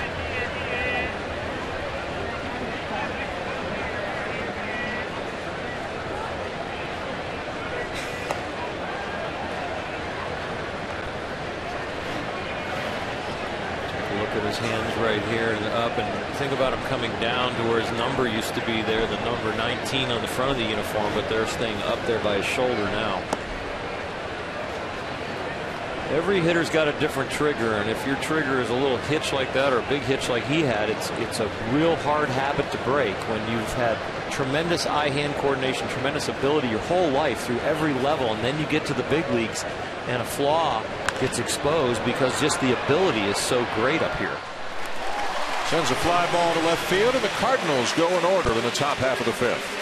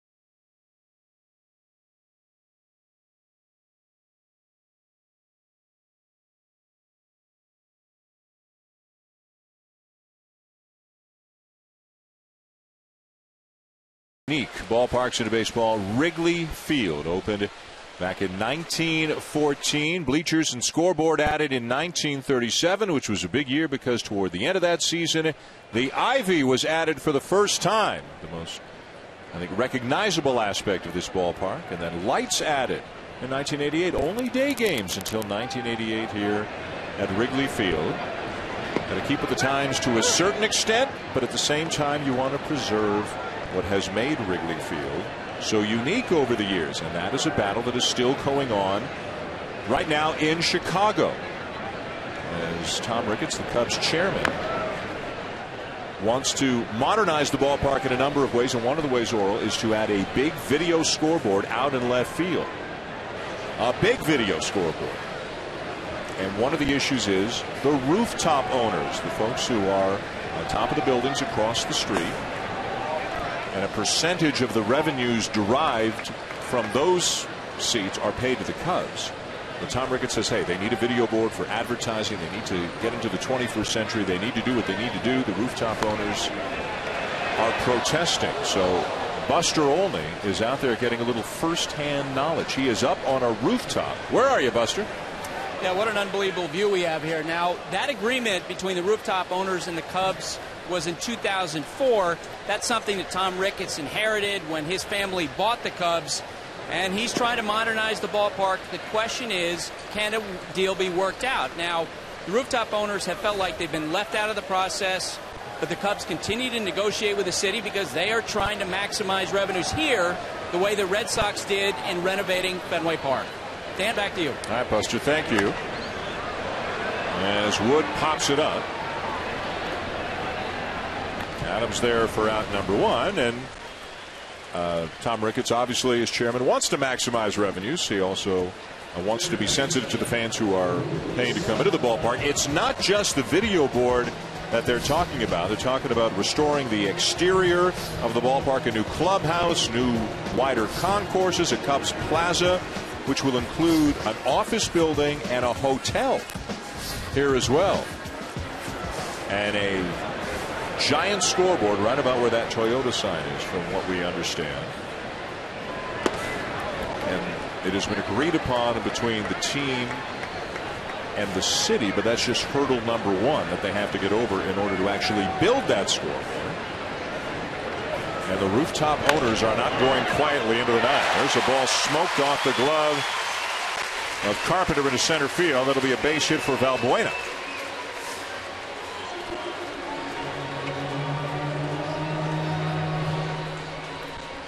So if there was a big scoreboard right there and you were on the rooftop where Buster is, you might have some trouble seeing center field.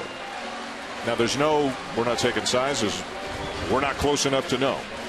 There are at least two sides to this story, with the Cubs ownership on one side and the rooftop owners on the other side. Well, for reference, how big the scoreboard to go in is proposed to be, it's 3 times the size of the center field scoreboard that we're looking at, which is the manual scoreboard with the out-of-town scores.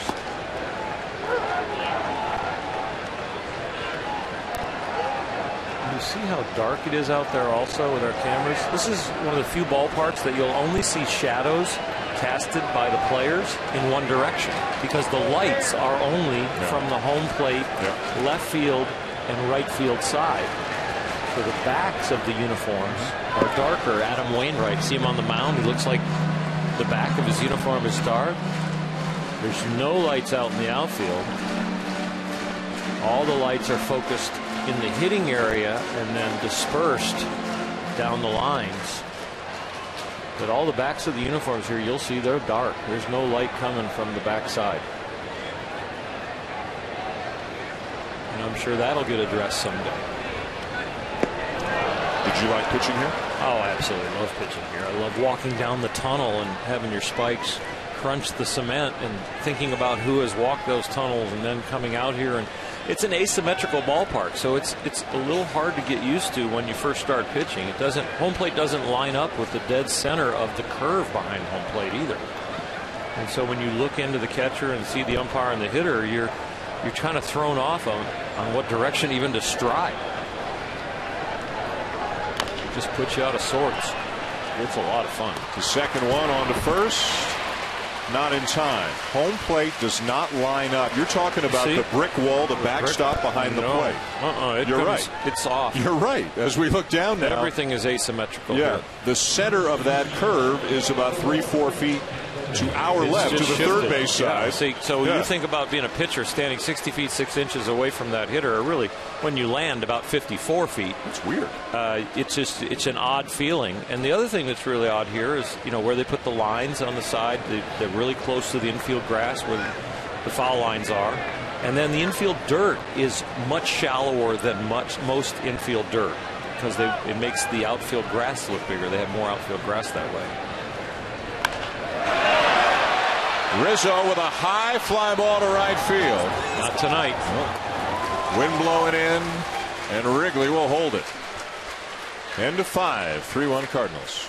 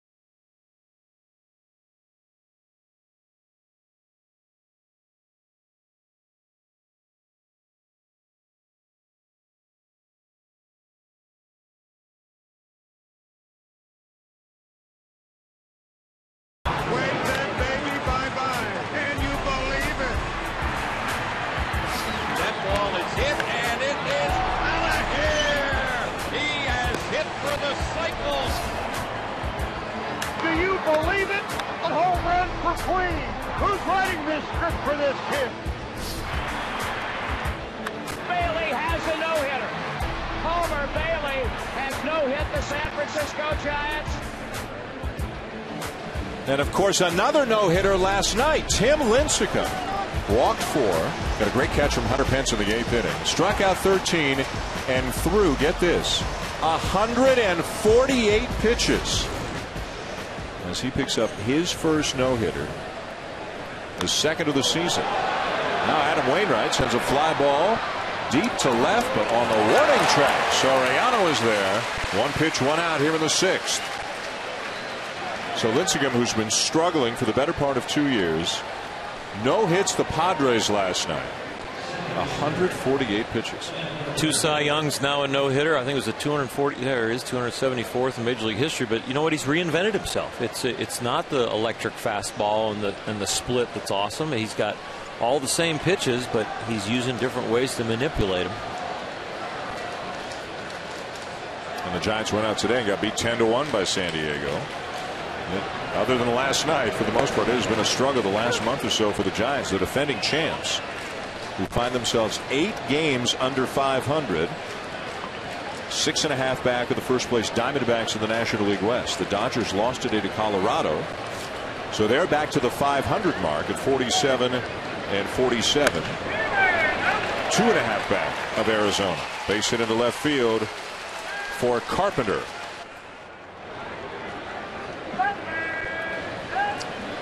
Pedro Strop, the newcomer to Chicago, is up at the pen. One of the players the Cubs picked up from Baltimore in the deal for Scott Feldman. And this one of the very, very few ballparks in baseball still where the bullpens are down the line. I mean, you're right there beside the fans. They can give you an earful too if you're on the visiting side. Not so friendly confines down there in the pen area on the Cardinal side.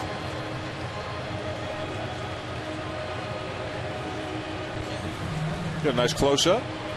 Can reach over and grab the bullpen phone if you want. You're right there. Not to be advised. It is a special place. It is. I mean, as much as there have been so many beautiful new ballparks built, Wrigley and Fenway are still they're still special and always will be.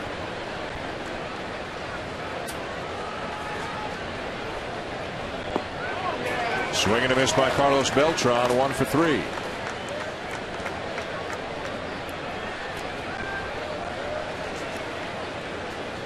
Cubs taking 2 of the first 3 in this series.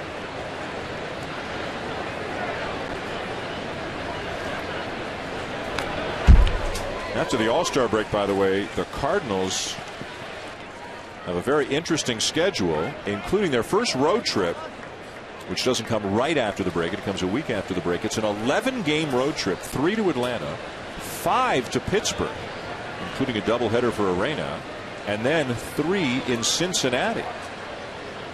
That's some tough sledding for the Cardinals. They've still got 14 games left with the Pirates. They're a half game ahead of the Pirates right now. And they've still got 10 games left with the Reds. And Mike Matheny said before the game, it's exactly the way you want it to be. No real frustration that they played so well and they can't gain any ground or get out in front of people. Really, Mike Matheny says it's the whole mental gymnastics of controlling and concentrating on what you can control. Fly ball to right field, 2 down. Let's go down to Buster for more.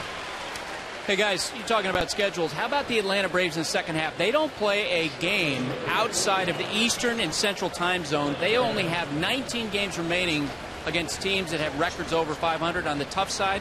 But the Kansas City Royals, 44 games in 44 days because of rain-out makeups, and they had to play 4 consecutive series in September against the Indians and Tigers. Wow.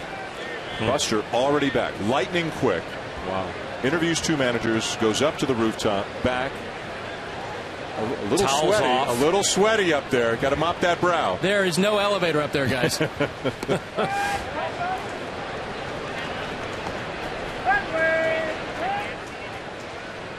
Buster will be part of our coverage at the Chevrolet Home Run Derby tomorrow night from Citi Field. 8 Eastern right here on ESPN.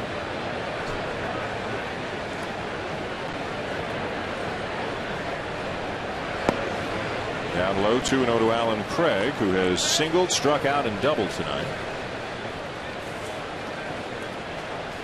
He's headed to New York, and he'll have some company with Adam Wainwright, Matt Carpenter, Carlos Beltran, and Yadier Molina joining him.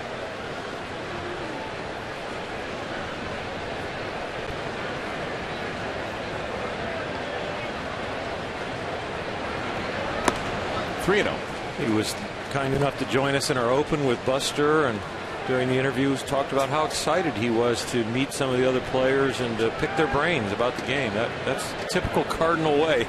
We're going to the All-Star game to get more information on how to play better. Turn him loose here. Yep. And the strike inside corner with the knees, 3-1. Wood about to throw his 100th pitch of the game as Strop continues to loosen up in the bullpen.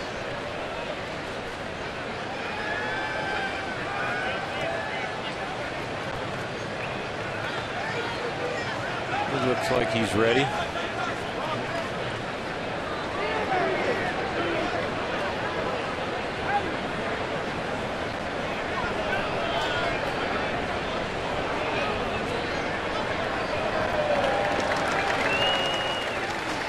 You're already up 3-1, a 3-1 count. You might guess something inner half right here and try and jerk one down the line, even though it's a hard ballpark to hit one out of tonight. Lays off, ball 4.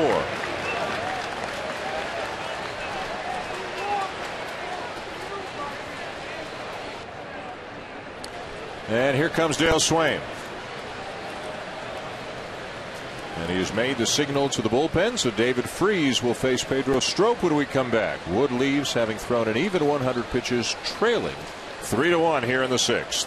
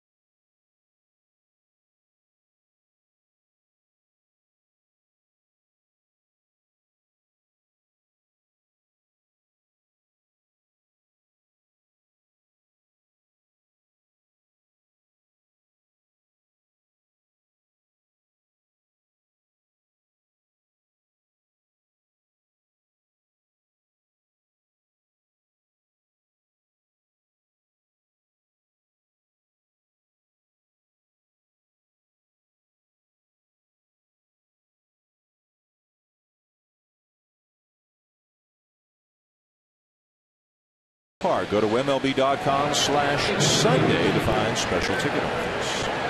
MLB.TV celebrating 11 years. Watch every out-of-market regular season game live on your favorite supported mobile and connected devices with MLB.TV Premium. Visit MLB.TV for details.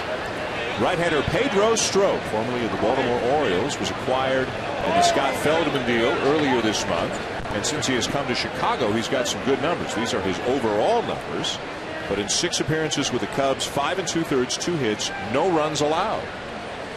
Well, sometimes you like a player, but he's a good piece in a trade, and you've got to let him go. And you really believe that with a change of scenery, he might blossom. And that was kind of the feeling around Baltimore. But they wanted to get Feldman. It took Strop and Arrieta to get him.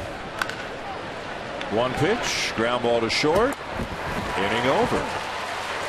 2 men left on by the Cardinals. They have stranded 10 already, but still lead 3-1.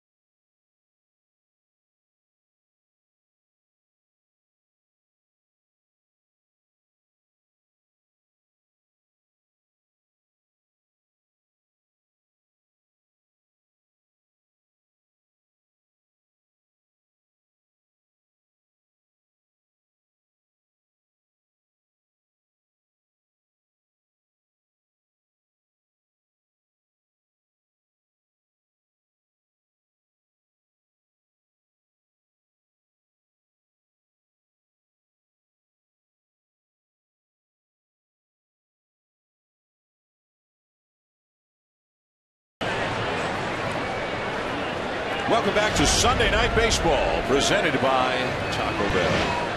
Walt Hershiser, Buster Olney, I'm Dan Shulman. The bottom six, Wrigley Field. The Cardinals and the Cubs. St. Louis leading 3-1 out, hitting the Cubs 10-5. Adam Wainwright trying to become the first 13-game winner of the National League this year. He and Jordan Zimmerman of the Nationals, each with 12. It has not been vintage Wainwright, but it has been good enough so far, Wainwright. His command has been a little bit off, some deeper counts. Fly ball to right field, and again on another night, Oral, that ball's probably in the seats, and Soriano knows it. Adam Wainwright is a workhorse, and the pitch tonight that's really done well for him is his curveball. As we see that index finger up off the ball, he uses the middle finger for all the pressure on that curveball and to get this ball to bite and spin.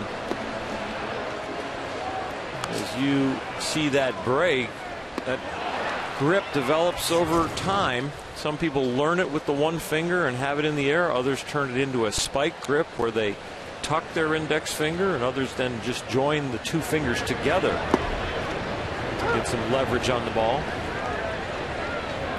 Leandro Navarro takes a strike.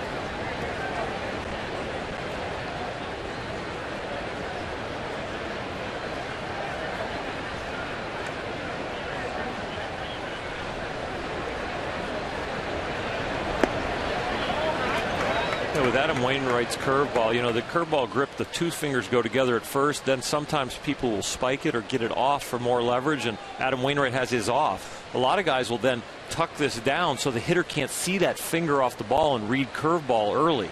So when Adam has that off, some pitching coaches and hitters will tell you that they can see it a little quicker because that finger is hanging off the ball. Is it always the index finger, or can it be the middle finger that's off sometimes? Well, some guys have thrown an index finger curveball, but there's not as much strength in that finger usually. And there you see the finger up off the ball. And a lot of times with that finger like that, hitters that are very good vision can sometimes pick that up and say, okay, it's a curveball. And so when it's up off, most pitching coaches will then ask that pitcher if they like to have it off to kind of have it there so it looks more like it's a grip. It's less obvious. Did you ever throw the curveball like that? No, I threw mine with the two fingers, but all the pressure was on this finger. This finger was just resting there. And the main reason, when you get two fingers of double pressure there, you just can't get the ball spitting out of your hand. How long did it take you, or how long does it take a pitcher until he becomes comfortable what grip he wants for the curveball? Well, you experiment almost every day. Pitchers are not creatures of habit when it comes to grips. They're looking for it every day when they play catch, and they find one, they fall in love with it, and they take it into a game. You know, you experiment all the time, and you're looking for that little extra sharp movement or a little more command or whatever it is. But sometimes a teammate or even an opponent can show you something, and it changes your pitch, right? Travis Wood, who pitched tonight, was very close to Cliff Lee, and Travis picked up Cliff Lee's cutter, and that's helped his career an awful lot. Good pitch to pick up. Yep. Base hit into right field for Bogusevic. And Navarro up to second. The Cubs with two men on and one out. And activity now in the Cardinal bullpen. Left-hander Randy Choate, right-hander Seth Maness, as this ball was that close to being an out and maybe a double play, because Navarro had a tough decision to make here. Well, once you get that far off, you might as well just keep running, because if he catches it, you might be out if he can keep his balance. Just misses it. It's pretty much just contact that turns into a hit. It wasn't laced. First and second, one out. Cubs down by two. And a curveball for a strike to Dave Chappelle, who has doubled and reached on a fielder's choice. Packed house, nice festive atmosphere, as it often is here at Wrigley. Pretty good number of Cardinal fans in the house, with Cub fans definitely the strong majority. A lot of Cardinal fans around our hotel. Traveled well.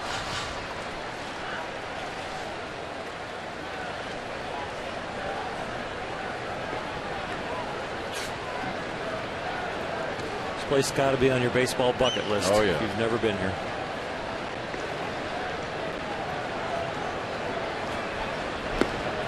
And another curveball for a strike. And Chappelle, he definitely thought that one was outside. K-zone up there. Let's see what it thinks. And it says that ball's a little outside.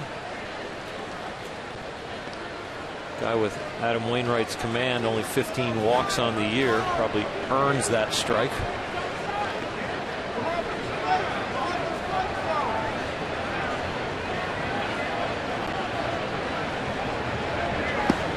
And he chases, 2 down. Well, you can't help him to say, why are you chasing? Because you've got to protect some extra territory once you have the wide one called. But Adam Wainwright and Yadier Molina use that information to their benefit, so they continue to walk him off the plate. You've got to protect. The last one you saw in that area was called a strike. This one's a little lower, a little farther out, but they went there. Finger up, spin the ball, get it to the outer half, keep it down, get a punch out. So 2 down, 2 men on, and the number 8 hitter, second baseman Darwin Barney, is the batter. High fly ball to left field and deep.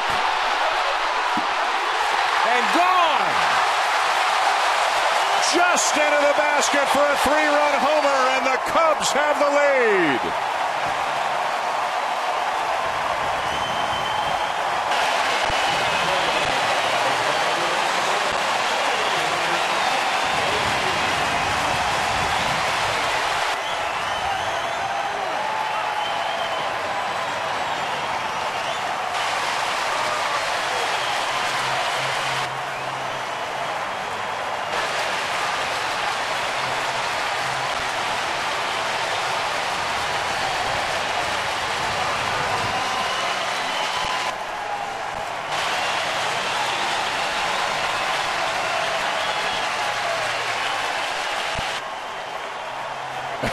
Doesn't know if he's supposed to go for a curtain call or not. I don't know if they were telling him to go and he got shy, or if he thought he should go and they held him back. Julio Bourbon is coming on as a pinch hitter now. A stunned Adam Wainwright. You talk about baseball being a game of inches, Earl. That ball was inches over the basket, just enough for a home run for Barney.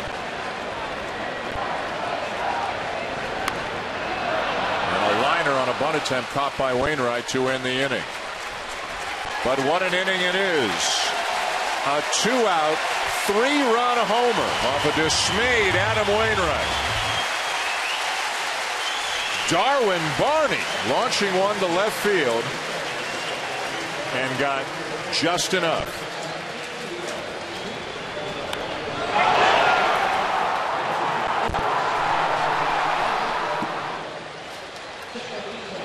Cubs lead.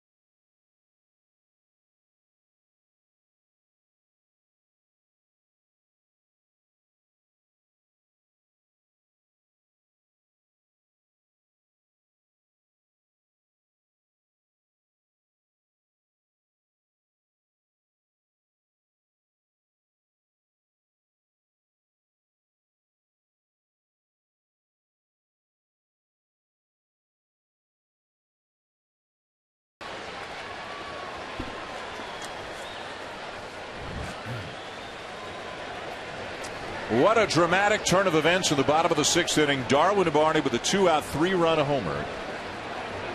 Just beyond the outstretched glove of Allen Craig, just over the basket. And the Cubs lead, but here come the Cardinals. Yadier Molina thinking too. And in there with his 3rd hit of the night as he leads off the 7th with a double.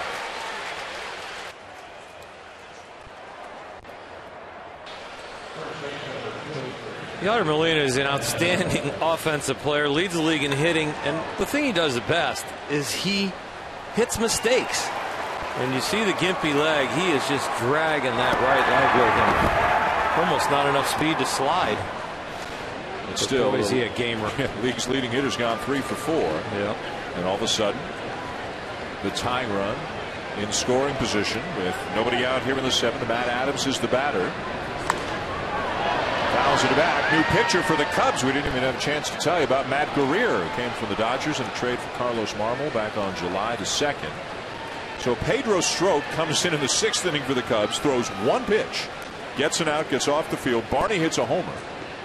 So if the Cubs lead the rest of the way, Strop will throw 1 pitch and get a win, thanks to Darwin Barney. But there is a long way to go. And a dejected Adam Wainwright. But he could still get a win if the Cardinals come back. Probably couldn't believe that ball went out. The flags have changed a little bit now since the ball was hit. When the Barney home run was hit, they were blowing somewhat from the right field corner towards the left field corner. Not that hard, but maybe just enough. Broken back ground ball, 3-1 on the putout. Molina to third. Molina to third with the leadoff double. A nice piece of hitting right there, getting him over by Matt Adams. Even though you broken bat, it's a productive out. And it forces the infield in for the Cubs. And here's a guy who's really searching for a hit, Pete Kozma.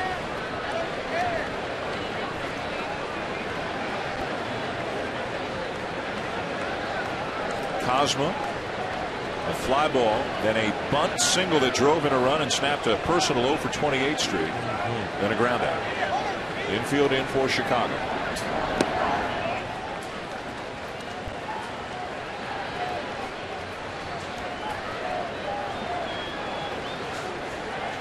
In his mind, he's slumping still, though.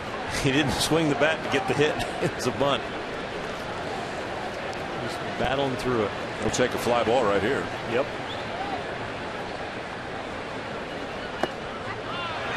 Strike of the belt. Cubs bullpen busy again. Left-hander James Russell. Left-handed hitting John Jay on deck for the Cardinals.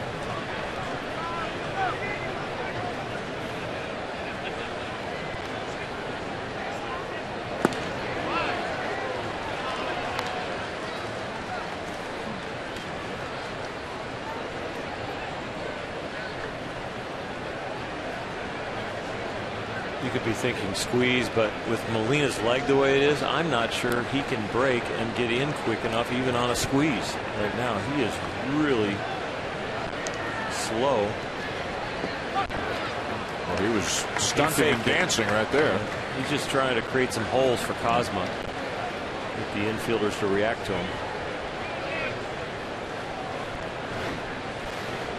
Little bluff there, and just to get the infielders on edge.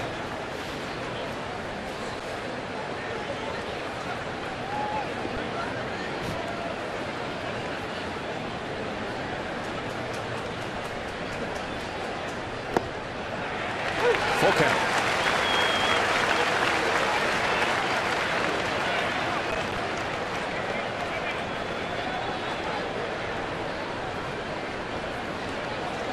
Would be an interesting time if you're going to squeeze right here, because you got a pitcher that might think about trying to throw a strike.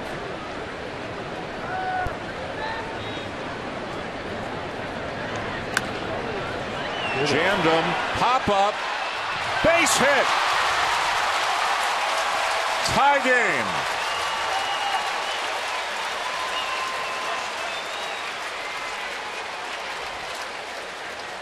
Well, Cosma didn't hit either one of them hard, but he'll take those 2 base hits and 2 RBIs tonight. The Cubs got one of those in their rally when they got the 3-run homer, and now the Cardinals attack back with the blooper, jam shot. Because the infield's in, even the speed of Starlin Castro can't get to this one. It was a great effort.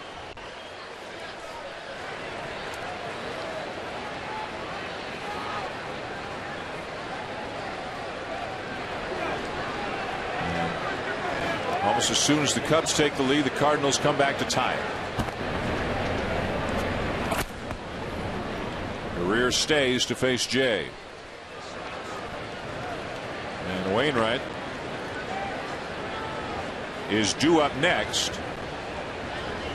There's a pinch hitter. Daniel Descalso is out on the on-deck circle.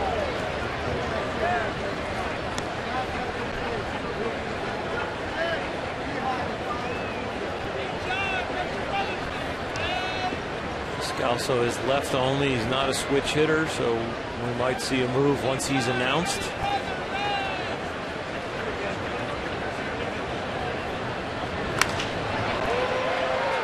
Shallow center. Kovacevic to catch. 2 down.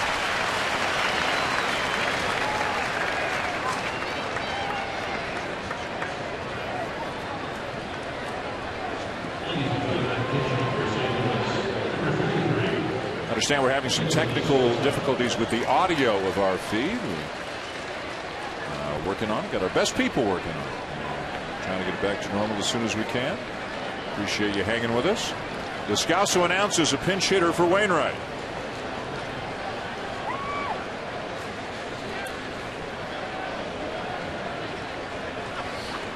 But no change. No Russell. He's not on second, not really in scoring position, so they're not going to waste the bullet in a game that could go into extra innings. And a liner into right field, a base hit. Cosma racing around second. Beats the throw into third.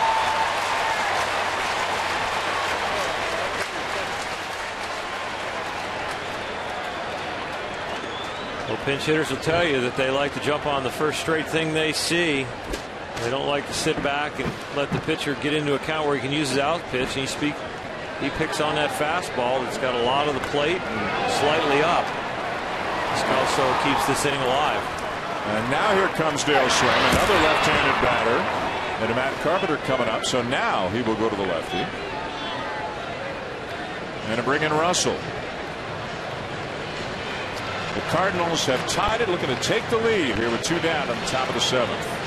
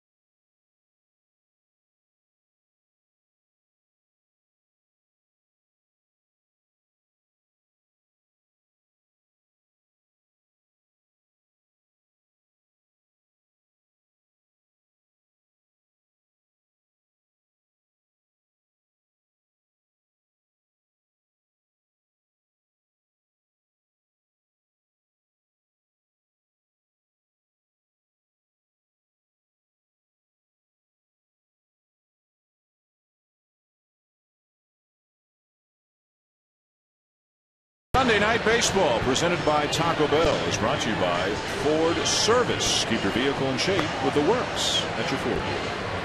That's the 3-run homer by Darwin Barney, just up into the screen, just beyond the reach of Alan Craig, who's saying, what happened? And there's the happy fan who got it. always awkward in there. That made it 4-3 Cubs, but the Cardinals have tied it with a run here to the top of the 7th. And they're still batting. Runners at first and third, 2 down. Left-hander James Russell now comes into the game to face the left-hand hitting Matt Carpenter. Russell, very good numbers and very tough on lefties this year. He's got a really good breaking ball, throws firmly, and had pretty good command.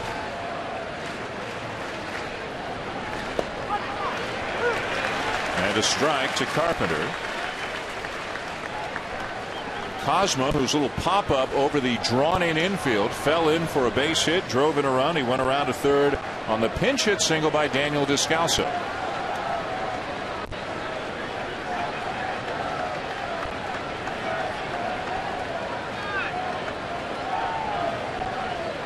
Carpenter described as the baseball equivalent of a gym rat. Always working on his swing, always eating, sleeping, breathing the game. Around the locker room, I see him in all types of dress, working on his swing and working on his glove, taking care of stuff, just kind of cruising around in his shorts and just working on grips. Everybody thought maybe for show, but he just grinds it out, and he's earned respect of his teammates. Spring training story about him that the coaches and Mr. Mozeliak, the general manager, go in early about 5, 6 in the morning and work out. It's their time to kind of have their downtime and work out as a group and have some camaraderie. But there's Mozeliak. Yeah, Matt Carpenter started coming in early with him and listening and gathering information himself, and a couple other young guys really dedicated.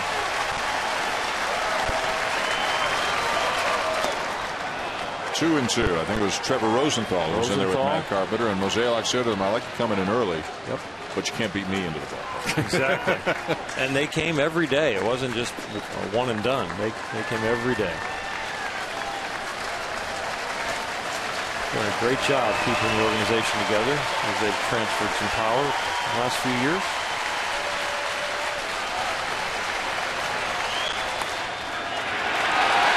Base hit to give the Cardinals the lead.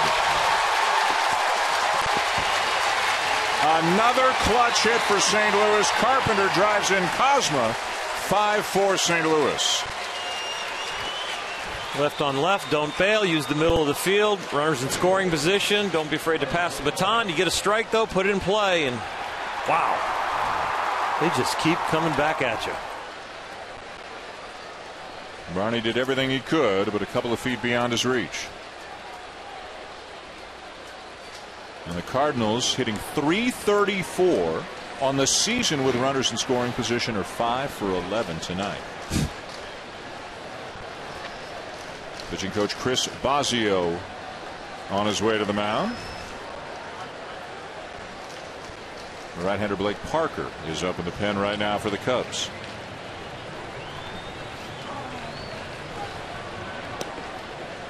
Let's go down to Buster Olney. Hey, really cool coincidence, guys. Jim Schlossnagel, who was Matt Carpenter's coach at Texas Christian University, happened to be here tonight, and I talked to him, and he told me that during Carpenter's freshman year, after he blew out his elbow and he's going to have Tommy John surgery, he met with Carpenter and said, look, you have to start taking this more seriously, especially coming back from this injury. And Carpenter went on and lost 40 pounds. He had not taken care of himself before. He's a guy walking to the clubhouse with a fast food bag. That all changed. He rededicated himself. And it is paying off. He's heading to the All-Star game. He's driven in the go-ahead run here tonight. Carlos Beltran is the batter.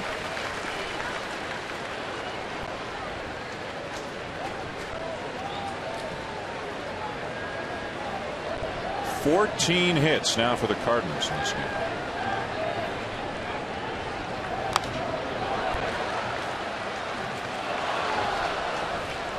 The Cubs get 3 in the bottom of the 6th on the home run by Darwin Barney. The Cardinals come right back with 2 in the top of the 7th.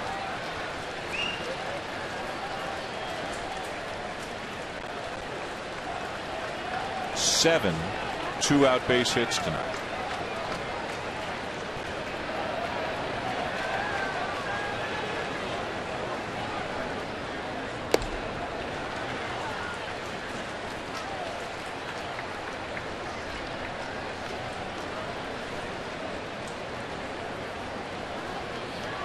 And look who's got a shot again at win number 13. Yeah. Thanks to the offense. Out of the game, but pitcher of record.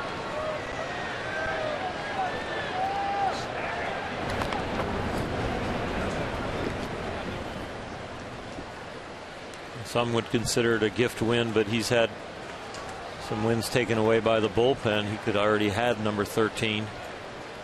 And he'll be, if he ends up the winner, I'm sure he'll be very humble and attribute it to his teammates.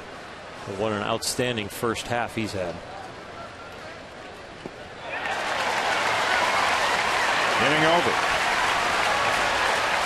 But the Cardinals get a couple. 7th inning stretch, 5-4. Long-standing tradition here at Wrigley. As somebody sings "Take Me Out to the Ball Game" tonight, it's former Bears safety Gary Fensick. And a 1, and a 2, and a 3. Take me out to the ball game. Take me out to the crowd. Buy me some peanuts and Cracker Jacks. I don't care if I ever get back. Whether it's root for the Cubbies. If they don't win, it's a shame. For it's 1, 2, 3 strikes, you're out. The old ball game.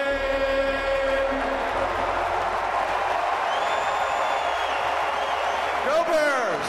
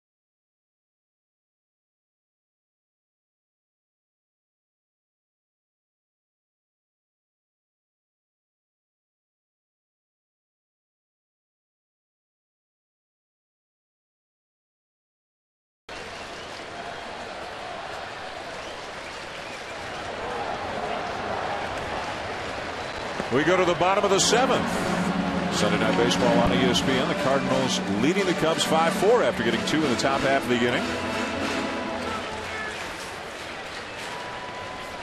Luis Valbuena facing Randy Choate, who has come in out of the pen. The sweeping breaking ball winds up outside, a ball and a strike. Choate, left-handed specialist, deceptive, low arm angle. No fun for left-handed batters. Yeah, great whip. The walks that hits the innings pitch. It's been very effective. I know that's one of your favorite stats. I do like whip. I like it a lot. And a strike, 1-2. Not quite as much as Babbitt. I like whip more than Babbitt. There's Trevor Rosenthal. So you got Choate out there. A lot of different looks out of this Cardinal pen. Mike Matheny can send out the sidewinding lefty, throwing 76. And then when it's time to go to Rosenthal, you're talking about an easy 98. There is no such thing as easy 98, but I get what you mean.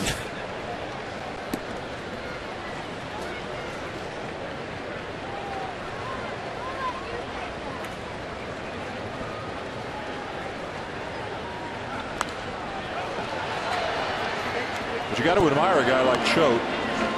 He's got a niche. He knows what he is. He knows what he needs to do. And he's been at it a long time. They left-handed specialists really realize their role. They understand that sometimes a walk is just as good as trying to get the guy out and giving up a hit. So the main thing they do is get somebody out or keep somebody in the ballpark, because the big hairy righties usually coming in behind them. Again, the 2-2.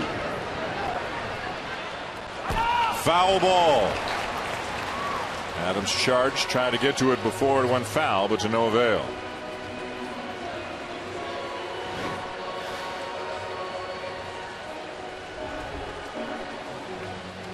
Front of the bag, it's a home plate umpire's call. After the bag, it's the base umpire's call.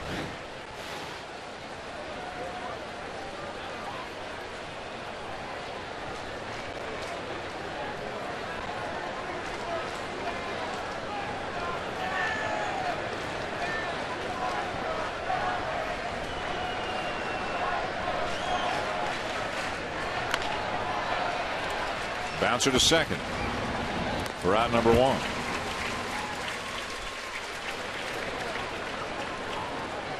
And here comes Mike Matheny. That's all that he wanted out of Randy Choate. Get ready to dial it up a notch as Trevor Rosenthal makes his way into the game. Castro, Rizzo due for the Cubs.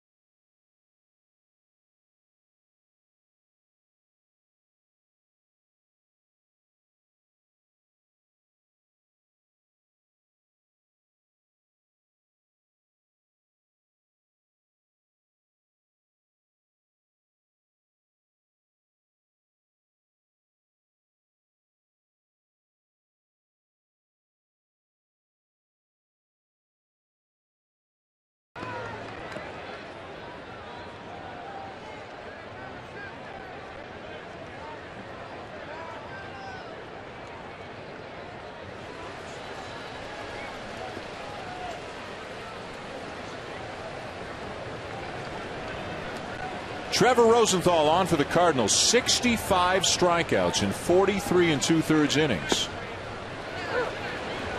Cardinals up 5-4, bottom 7, 1 out, nobody on. 97 miles an hour for a strike to Starlin Castro, who's had some success against Rosenthal.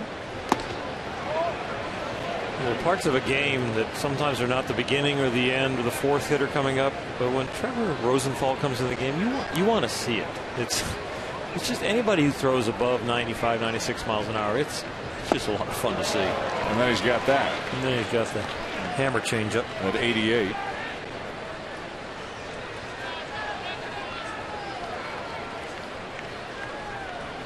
That'll make you step out of the box for a sec. 1-2 the count on Castro. Fights off a 98 mile an hour fastball.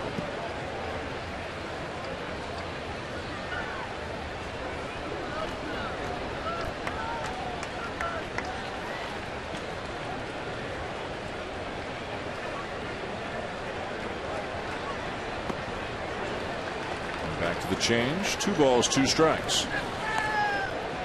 He doesn't need to make a pitch with that changeup as much as he just needs to throw it down the middle and keep it low. He doesn't have to go for the corner, because once they don't see heat, the hitters are usually going to flinch and be taking.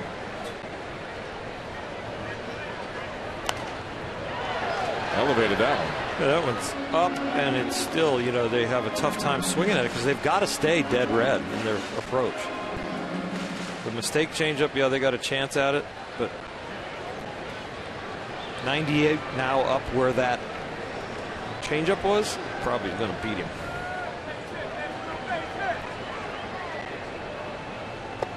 Got it. Another changeup. 2 down.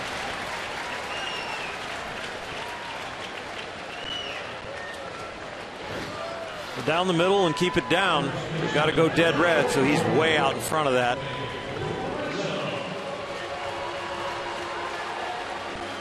Not many guys who can throw 98 throw their secondary stuff, especially as a reliever, as much as Trevor Rosenthal does. Yeah, it's a really a good changeup. He's got a very short arm action. It comes out of the back of his head. It's really tough to pick up. So 2 down. And a curveball for a strike to Anthony Rizzo. Right about now, you're going to hear from the dugout, the Cubs side. Challenge somebody. Through 3 straight changeups to end the at-bat against Castro. Starts Rizzo with a couple of curveballs. Changeup, 1 and 2. Originally a starter, so he's got more weapons, but he still uses them as a reliever. A lot of guys go down, especially with a power arm, might go down to 2 pitches. And his fastball is hard, but it is kind of straight. And the captain of this ship right now is Yadier Molina behind the plate.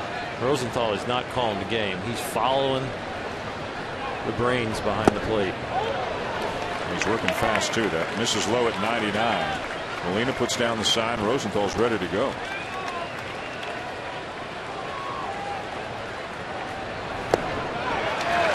Just low.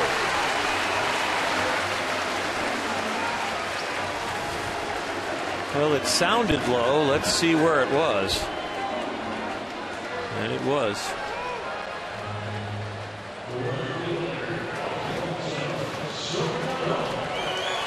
And that brings up the power-hitting Alfonso Soriano.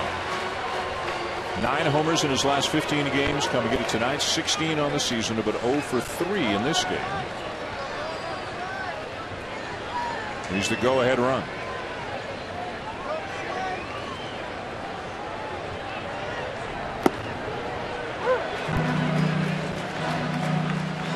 Last 3 pitches have all been 99-mile-an-hour fastballs.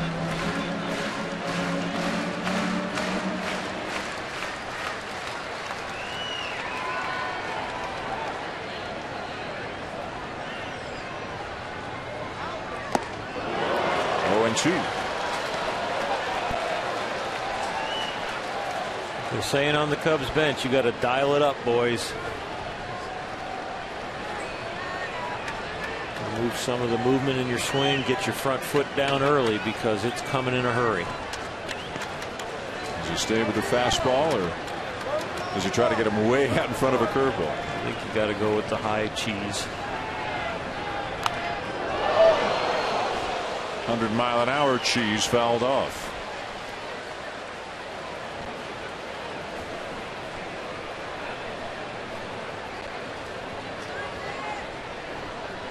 This is a bit tardy. Foot down, and it's barely left his shoulder. Yeah, that's a bit tardy. That's a little tardy.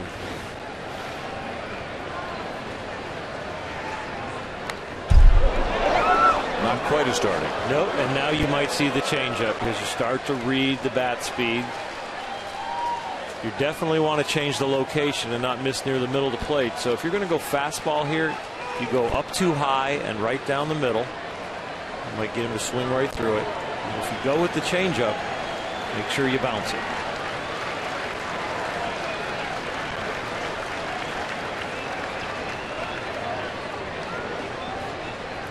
Changeup.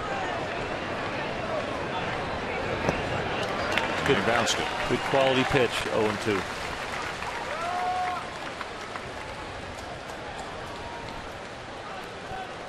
You don't want to speed him up. You know, you got a guy who's late, and then you're going to throw a changeup. You throw a changeup for a strike, you might just put it right in his wheelhouse at the right speed that he's got a chance to knock one out of here. So, still got a chance to make a quality pitch. Don't have to throw a strike yet. Fastball, strike 3 call.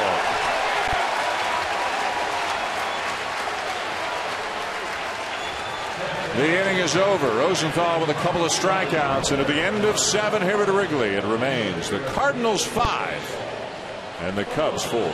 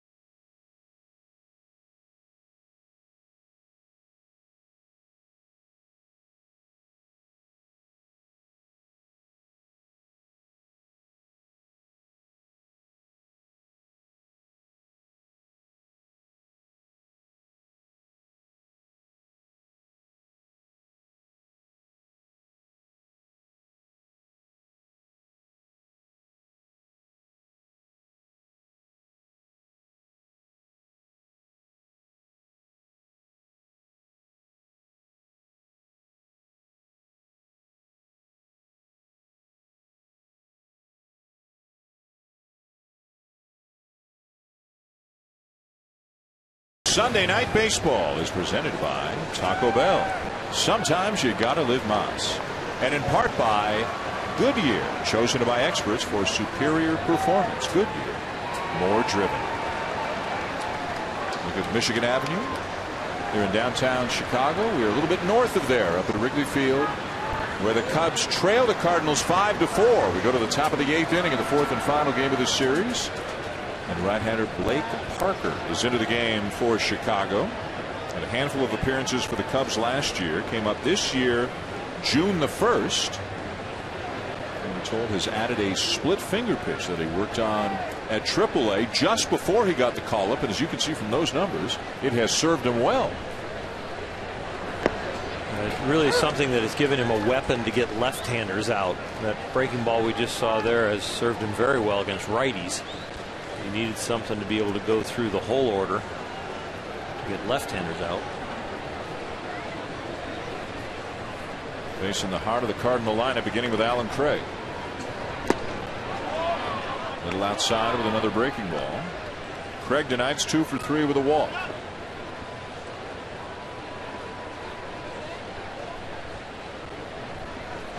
David Freese on deck. Yadier Molina behind him. Both bullpens quiet at the moment here at Wrigley. Missed away again.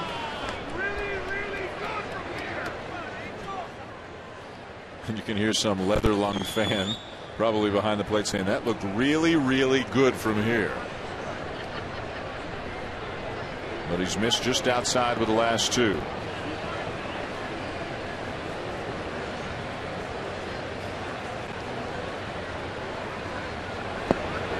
There's a strike.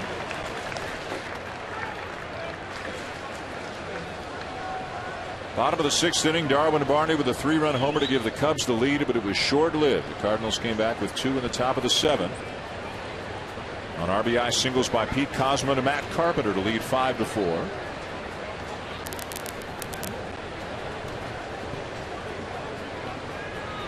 Eighth inning now as Craig chops one foul. If the Cardinals win tonight, they will go into the break a game ahead of Pittsburgh for top spot of the National League Central and for the best record in the entire National League. Pirates losing to the Mets today. Cincinnati was victorious. Don't forget about the Reds,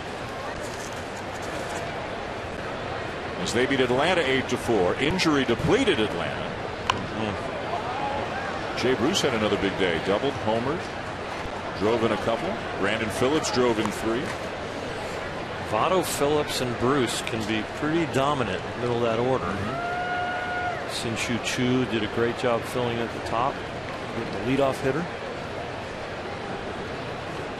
Seems like all these teams are all trying to get healthy for the second half too. Boy, Atlanta's had a rough week. Hayward, both Uptons, and Freeman. All getting hurt in the last week. B.J. Upton went on the DL today. Freddie Freeman wins the populist vote to get on the All-Star team and then can't go. Yeah, hurts his thumb and won't be able to play in the All-Star game. Again, the 2-2. And the count now full.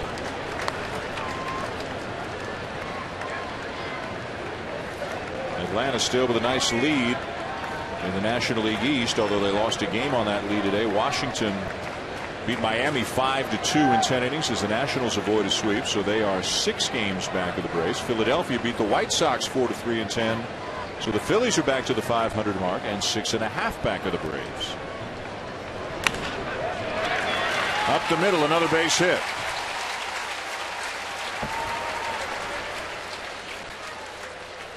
Sports Center comes your way immediately following the conclusion of the ball game here on ESPN. It is currently airing on ESPN News.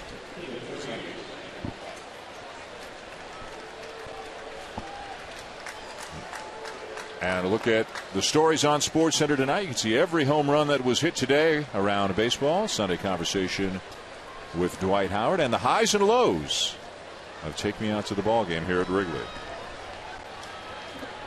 Leadoff man aboard for the Cardinals. 4th time Craig's been on base tonight. I have a feeling that the lows are going to have something to do with Jeff Gordon. That's a tease.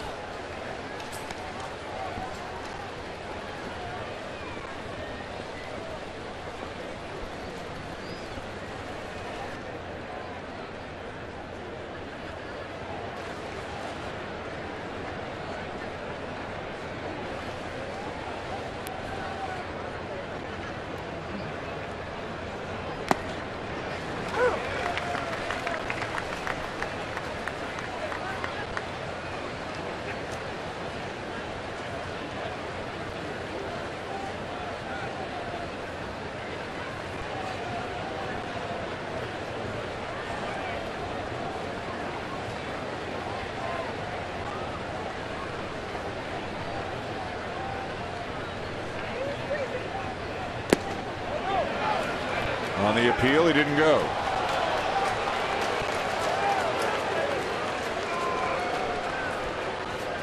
It's one of the hardest calls that umpires make, and they will tell you that sometimes they're even guessing.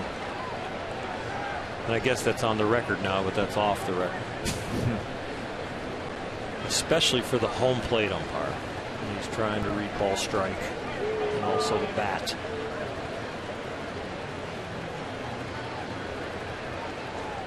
Runner goes, and it's ripped foul into the seats down the left field line.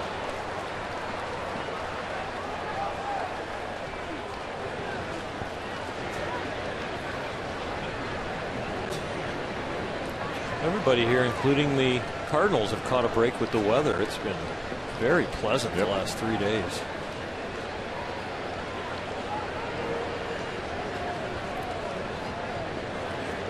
Lead by Craig. 2-2 the count. Nobody out. Cardinals batting and leading here in the top of the 8th inning.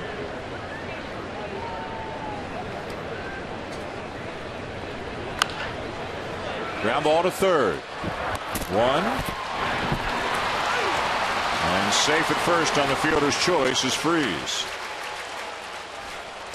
That'll bring up Yadier Molina, the league's leading hitter, Oral, who's already got 3 hits tonight. Well, they're watching him closely with his leg to rest him, but it's tough to rest a bat like this. In the first inning, he takes a high pitch and hits it up the middle. Then he gets one down the middle, and he never misses mistakes, and especially this year. And that was a rip line out to third, his only out of the night, and then he gets another one up, and he finds a place for it. You see him with that gimpy leg, and something that Mike Matheny and the staff will be watching to know when to rest him. But boy, they don't want to get him out of the lineup, and he doesn't want out.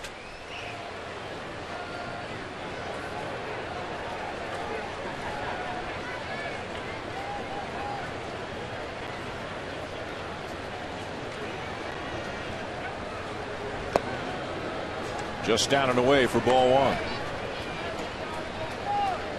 Heading to the All-Star game for the 5th time in his career. He's already won 5 Gold Gloves, and no doubt this year, assuming he's at all healthy in the second half, he'll win number 6. Came in at 334, 3 hits tonight, up to 340 to lead the league. And he hits a high drive center, deep, and caught up against the ivy by Bogusevic.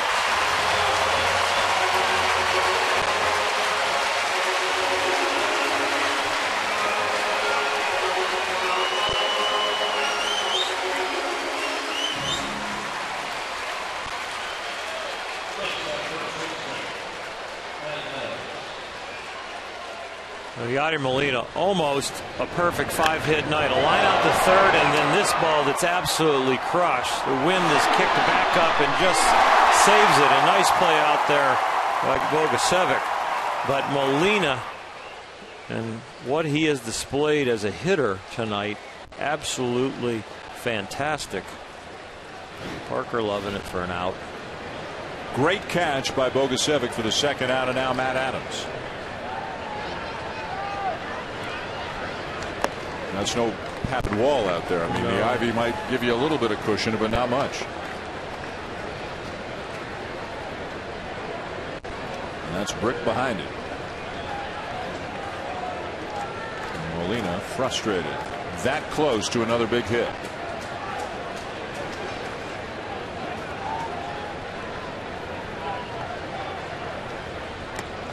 We were talking to Mike Matheny before the game about when to play Yadier and watch him, and he said, you know what veterans know, and one of the things they do to become role models is playing when they're hurt. And you never know, and especially the position of catcher, you never feel perfect when you're a catcher in the big leagues. You grind it out. You have an achy knee, you got a bad elbow, you get hit on a foul tip off the mask, and you're a little foggy. But you wake up as a veteran on those nights, and something special happens because you put the uniform on and you get out there, and that's what Yadier Molina had tonight. He didn't feel his best. We could tell by the way he was running. We could tell by the way he moves a little bit behind the plate that he's got some aches and pains, and he could have taken it off and had a longer all-star break and said, I'm going to the game, you know. But no, he strapped it on tonight with some aches and pains and a gimpy knee, and he got 3 hits, and he almost could have had 5. Don't you feel at this point of the season he's as good an MVP candidate as there is in the National League? He's definitely right in the equation.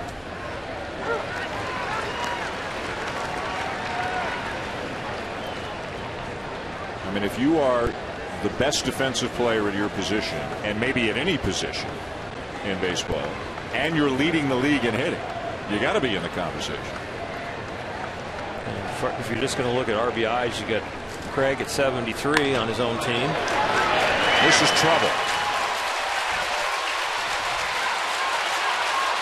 Freese getting the wave. Relay to the plate. Cuts. Cut right in front of the plate.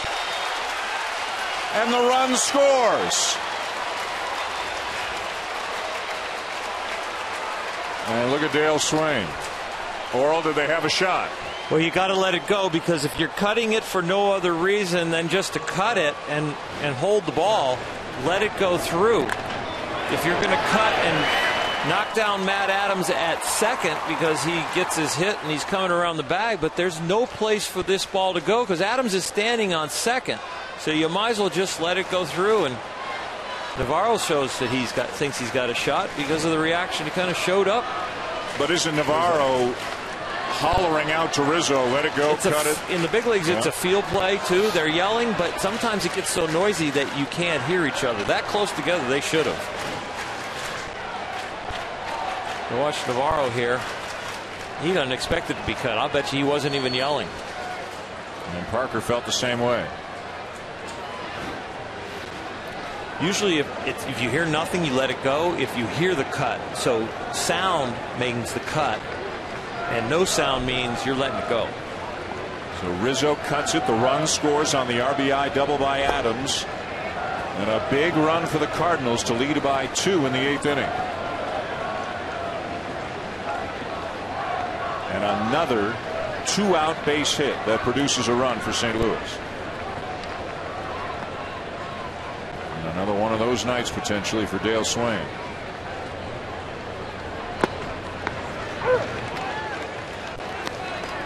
"16 hits now in the game for the Cardinals.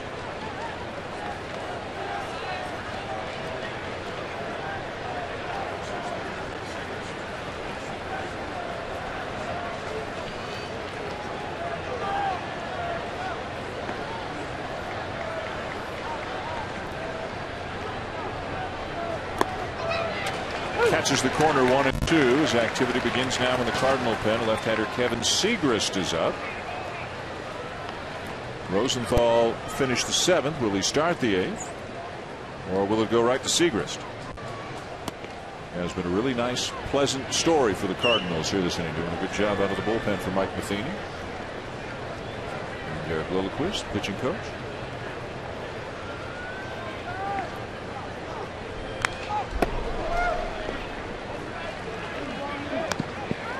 Derek Lilliquist, the pitching coach for the Cardinals, has quietly done a nice job taking over for Dave Duncan, who was there for so many years, with his basic philosophy still instilled in these Cardinal pitchers. It's been a kind of a seamless transition with him taking over.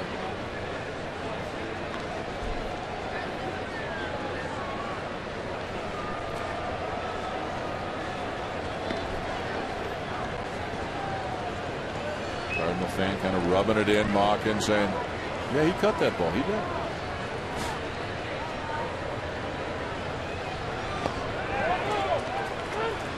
Didn't go.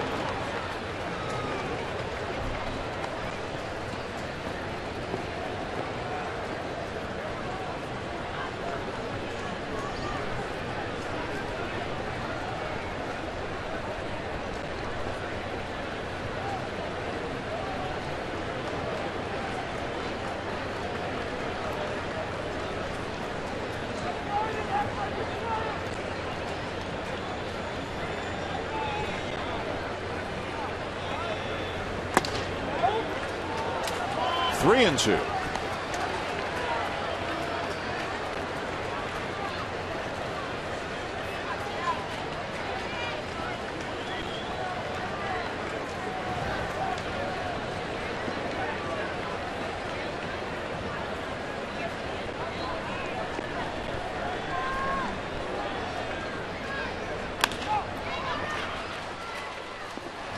Castro backs up on it, and they don't get him.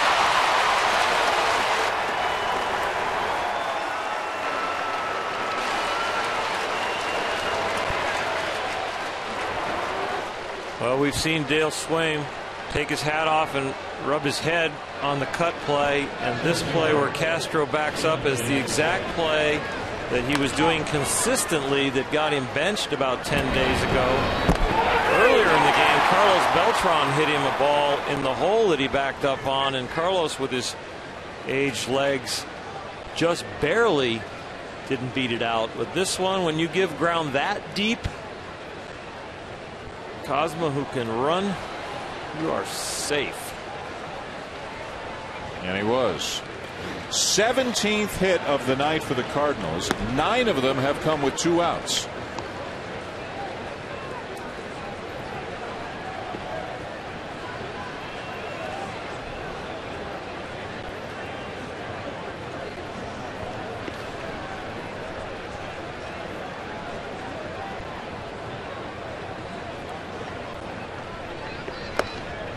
It scored a hit, but it's a mental error. And it's a play that you'll see made in Double-A, you'll see it made in Triple-A, and you'll see it weaned out of players by the time they get here to the big leagues and can play here on a daily basis. And it's a play that Starlin Castro is still trying to get out of his system.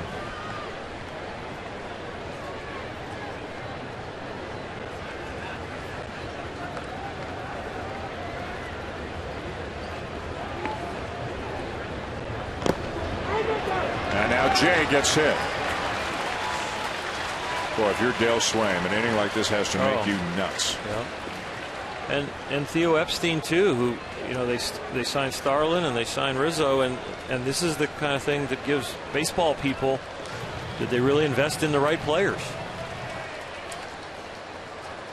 That's all for Parker. Michael Bowden's going to come in and inherit a bases loaded 2-out situation. A run in already for the Cardinals, at least in part, because that throw was cut on its way to the plate. 6-4 St. Louis.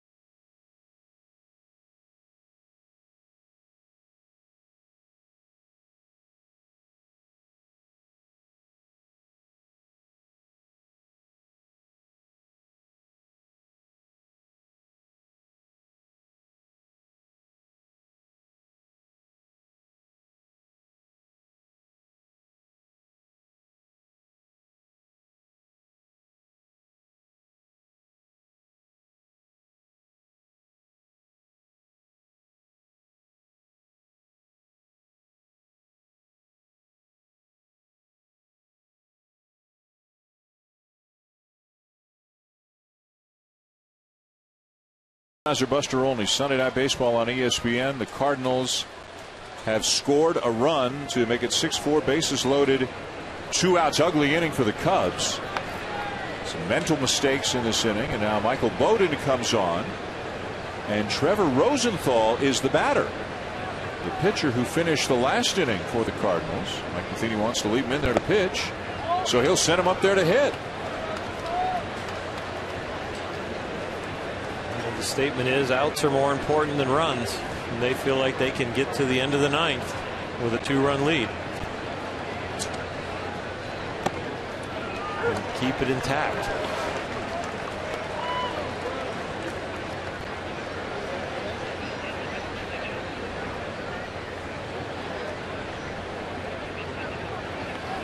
Bowden, the 6th pitcher of the night for the Cubs. Framed nicely by Navarro behind the plate, 1-2.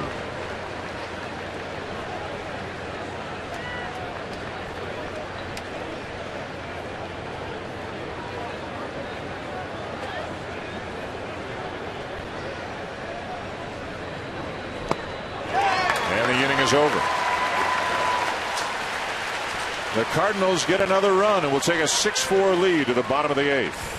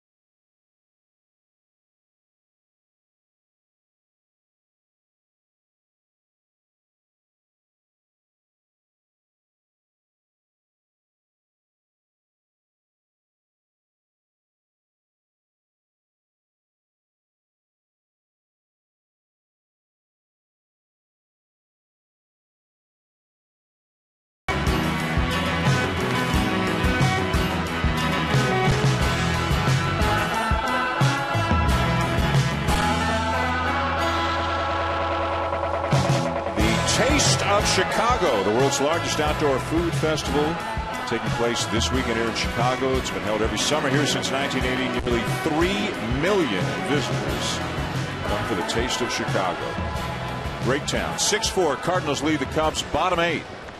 Rosenthal back on the mound, and a strike to Deanna Navarro. The Cardinals tonight have 17 hits, and they have left 15 men on base. They're leading 6-4. That's great. I don't think they much care who's winning. They're just having a good time. Bouncer to first. Rosenthal covering, one down. Sports Center, which is currently airing on ESPN News, comes your way here on ESPN at the conclusion of the ball game, including a look at every home run hit around the majors today. The Sunday conversation with new Houston Rocket Dwight Howard, and you can hear the highs and lows of Take Me Out to the Ball Game over the years here at Wrigley. There's Cole Gillespie making his Cub debut. He becomes the 43rd player to suit up for the Cubs this year. That's a pre-All-Star break club record. Gillespie claimed off waivers from the Giants yesterday.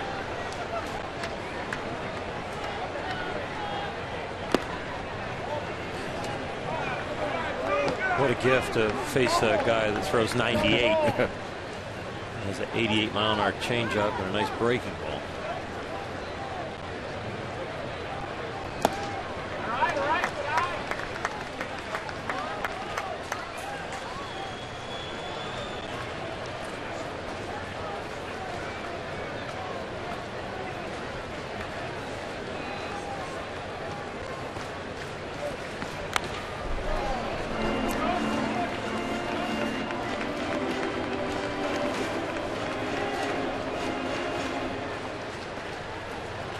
Edward Mojica, the closer for the Cardinals, up at the pen. 26 of 27 in save situations this year.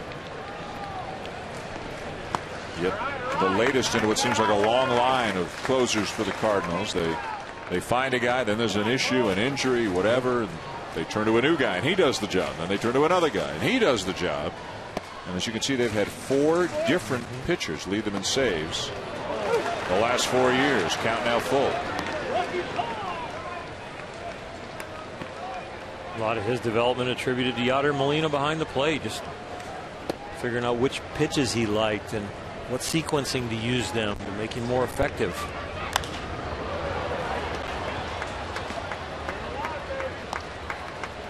Mojica, by the way, was just announced a short while ago, will replace Adam Wainwright in the All-Star game. Wainwright pitching tonight, so he won't pitch in the game. So Mojica is going to take his place. So that'll make 6 Cardinal All-Stars. Drops in for a base hit. Gillespie is aboard.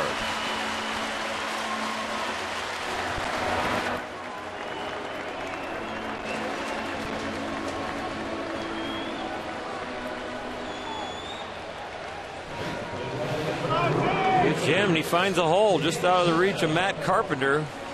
Will be going to the All-Star game, and gets missed by Carlos Beltran, who'll be going to the All-Star game. But right now, the Cardinals are trying to concentrate on this last game and button up a W. There's been a whole lot of hit 'em where they ain't in this ball game here tonight. Here's Sapelt, 1 for 3.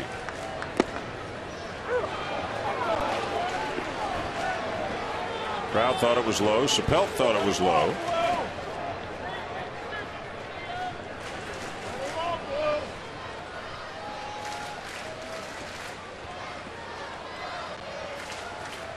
Cub bullpen's working now.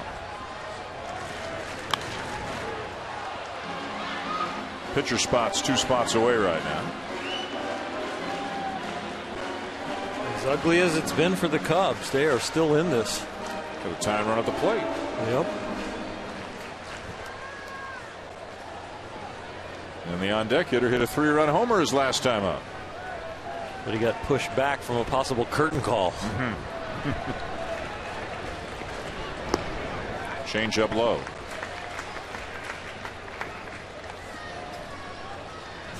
On the left, Kevin Gregg, the closer. On the right, Hector Rondon. So Rondon if they need him, and they're not leading. Gregg if they take the lead, presumably. And just as much speculation about the trade market in the Cubs with Kevin Gregg as there is with Matt Garza. 2-2.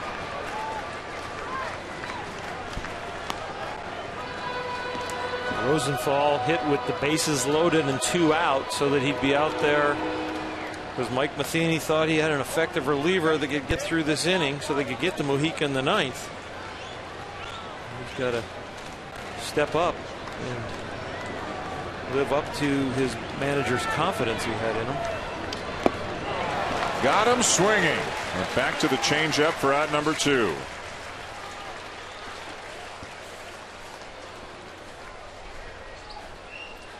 Mike Matheny whistling out, trying to get the attention of Yadier Molina.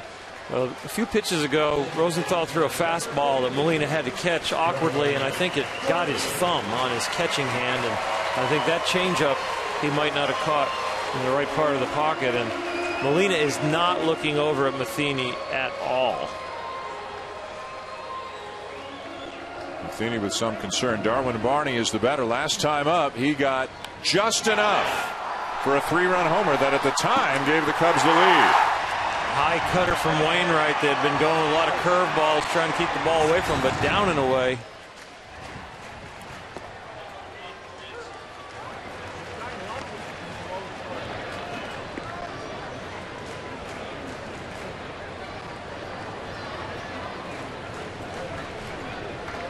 And you can see Cody Ransom warming up in the on-deck circle. He would bat in the pitcher's spot if the inning continues.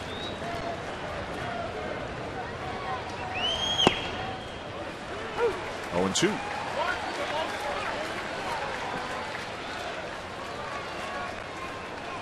Rosenthal got 2 outs in the 7th, trying to finish off the Cubs here in the 8th.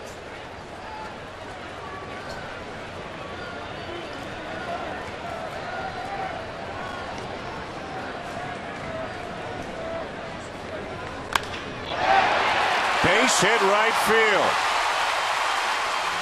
Up to second goes Gillespie.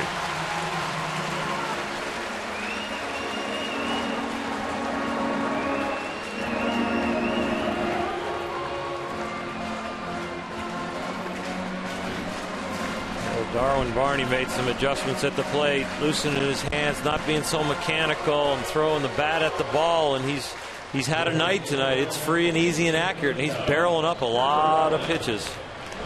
Cody Ransom announced as a pinch hitter. So you get another look at the base hit.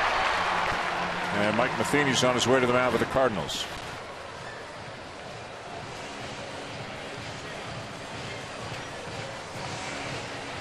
That's all for Rosenthal. The closer, Mojica, is going to come in, as Mike Matheny will ask 4 outs out of his closer tonight to try to secure a victory here tonight.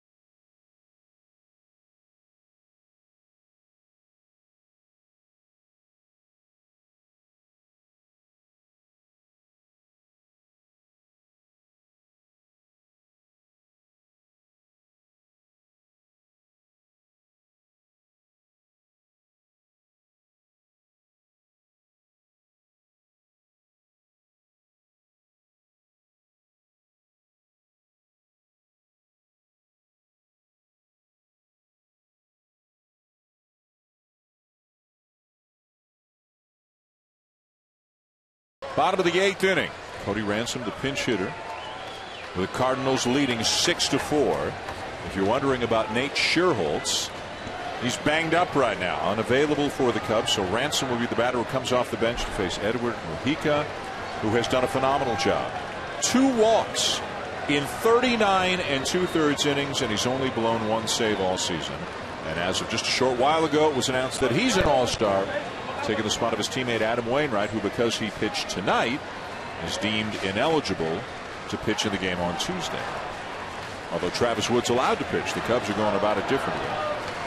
Mujica replacing Wainwright. Ransom batting in the pitcher's spot.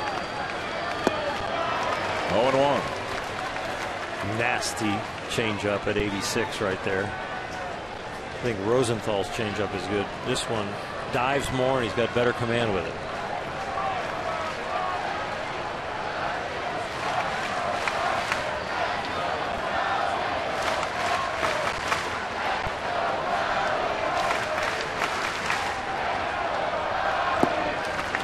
Missed with it down and away. I wonder if he knows he's on the All-Star team.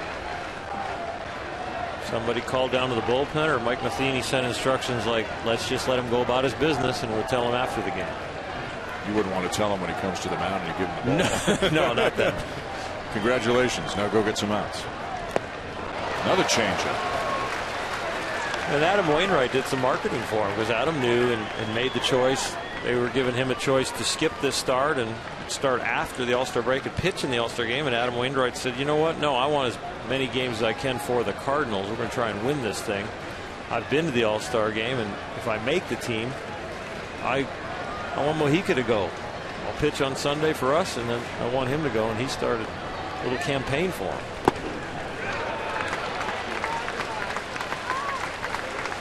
The biggest campaign for him was how successful he's been in the first half. Tying run at first base. Darwin Barney with 2 down here in the bottom of the 8th inning. A 2-2 count on Ransom.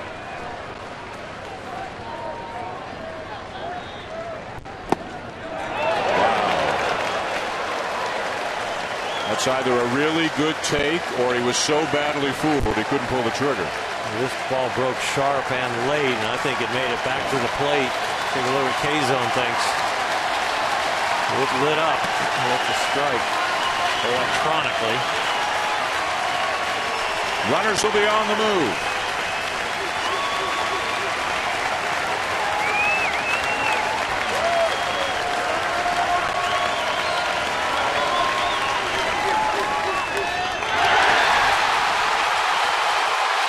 Into left center field. And the game is tied.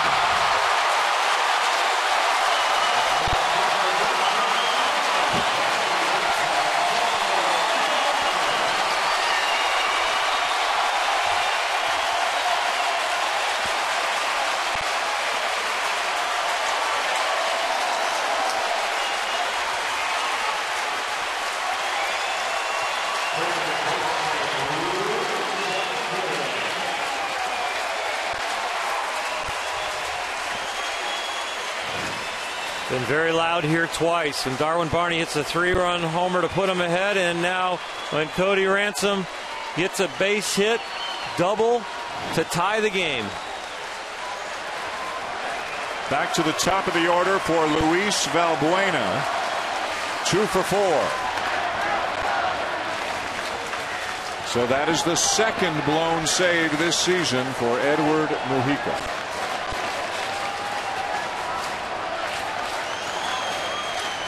The Cubs have not come from behind to win very often. They have come from behind to tie here in the 8th.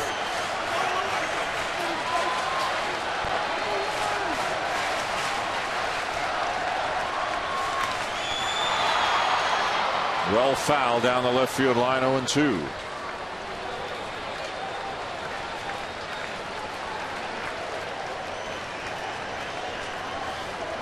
The rally bats going. And some unlikely candidates. Darwin Barney with a 3-run homer. Cody Ransom with a pinch hit 2-run double.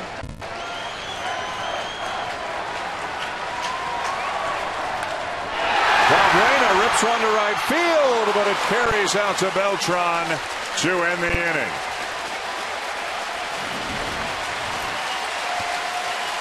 Two-out, two-run double for Ransom.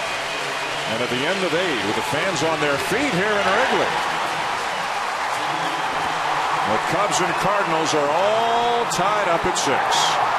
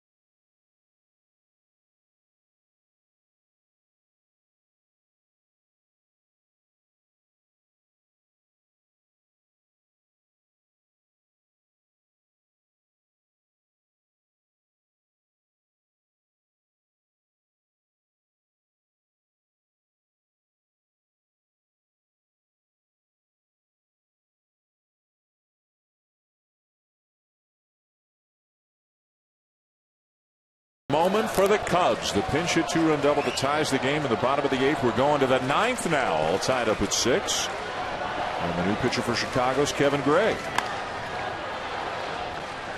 Gregg is the closer for the Cubs, and another guy who the rumor mill has it, a lot of teams are kicking the tires on, wanting to see if the Cubs will move him before the deadline. Top of the order for the Cardinals. Matt Carpenter's 2 for 4 with a walk. And in the hole 0-2.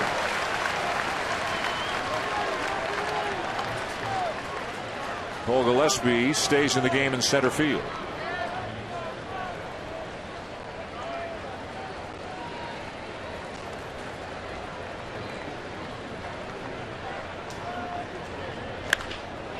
And a ball well hit to right field, but caught on the track by Chappelle for out number 1.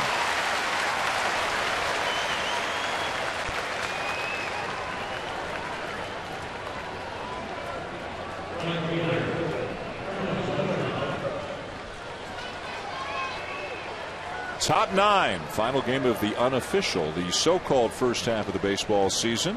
We've had a little bit of everything here in this one. A 6-6 tie in the 9th inning. The All-Star break is upon us when this game is done. As Carlos Beltran takes a strike. Batting from the left side now. 1 for 5 on the night. Hit a base hit and scored back in the first. Gregg, the 7th pitcher tonight for the Cubs. Travis Wood, the starter, went 5 2/3, gave up 3 runs on 10 hits. Just his second non-quality start of the season in 19 starts. And for the Cubs to be in a tie game right now, as ugly as they have played, some base running issues, some fielding issues, some approach issues at the plate, but they've also had some clutch hits. And the Cardinals have had a lot of opportunities, a lot of traffic and base runners. Scored 6 of them, but they've left a lot of guys on base. And the Cardinals have left 15 men on in this game. The Cubs have left 7. But it's not like the Cardinals haven't hit with runners in scoring position. They've gotten the one to score a run, but then they've left a couple of guys on. They haven't had that huge inning.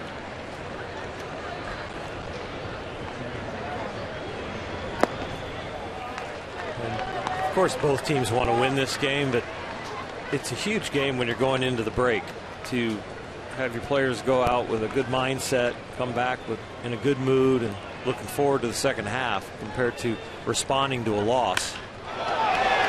Beltran smokes the ball to right, off the ivy. And now, after Sapelt slips, Beltran on his way to third.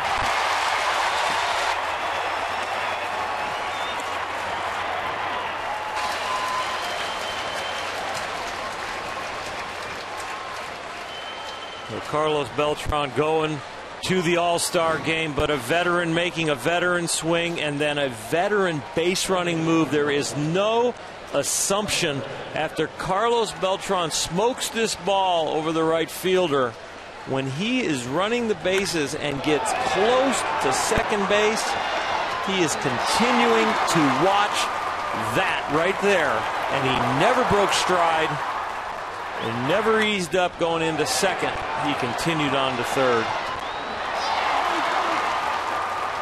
Right here, he never breaks it. Outstanding. A double and an air. Infield in. Base hit left field. Alan Craig. The major league leader in batting average with runners in scoring position does it again, and the Cardinals lead. Adam Wainwright looked like he was going to get the win, and then he looked like he might get the loss, and then they came back again, and now the Cubs come back, and then the Cardinals just counterpunch again.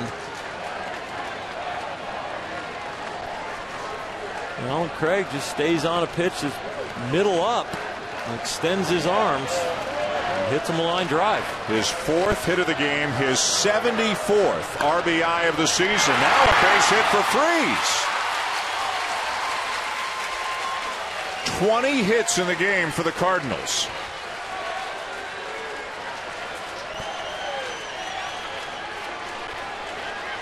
What a crazy ball game.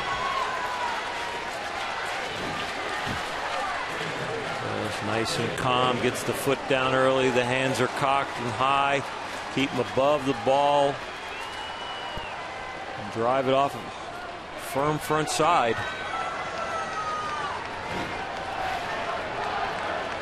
So 2 on with the 1 out. Yadier Molina's up. Molina's 3 for 5, and as Earl said earlier, he could easily be 5 for 5. Smoked a line drive to third and then robbed on a leaping catch at the wall in center field by Bogasevic.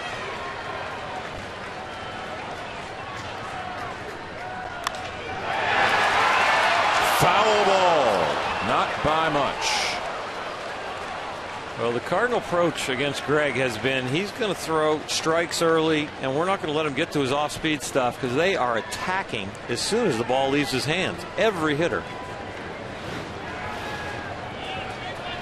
We're just going to hit it where it's pitched. Stay on and through it, and just barely misses the right field line.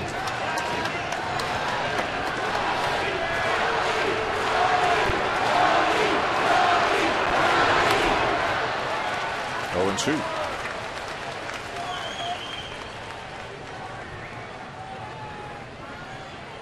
Cardinals this inning, if it's a called strike, they think it's going to be an out. They're not going to let the ball get to the catcher.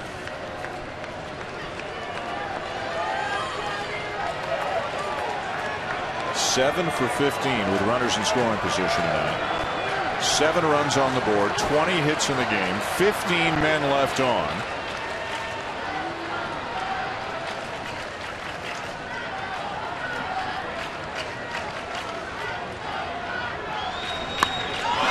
And a high fly ball to left field. What a night for Yadier Molina.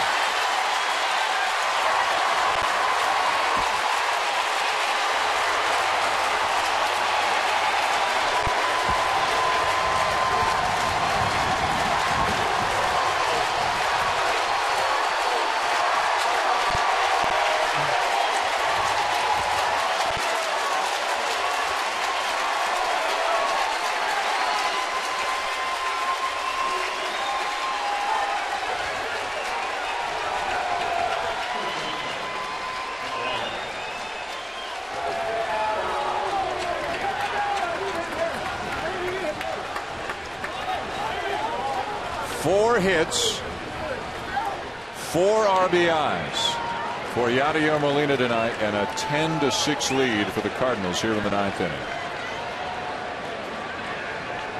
Bad knee, maybe a jammed finger or something. You were talking about that earlier. 6 at-bats in the game. Adams with a fly ball to left for the second out. Mike Matheny, his manager, all but predicted this night. When you are hurting and you go back out there, and he hits his hot zone right below it, and you go out there as a catcher and you're hurting and your team knows you're not at your best, sometimes special things happen just because you show up and put in the effort. 4 hits, 4 RBIs, going to his 5th All-Star game, 5 Gold Gloves, in the race for the MVP in 2013.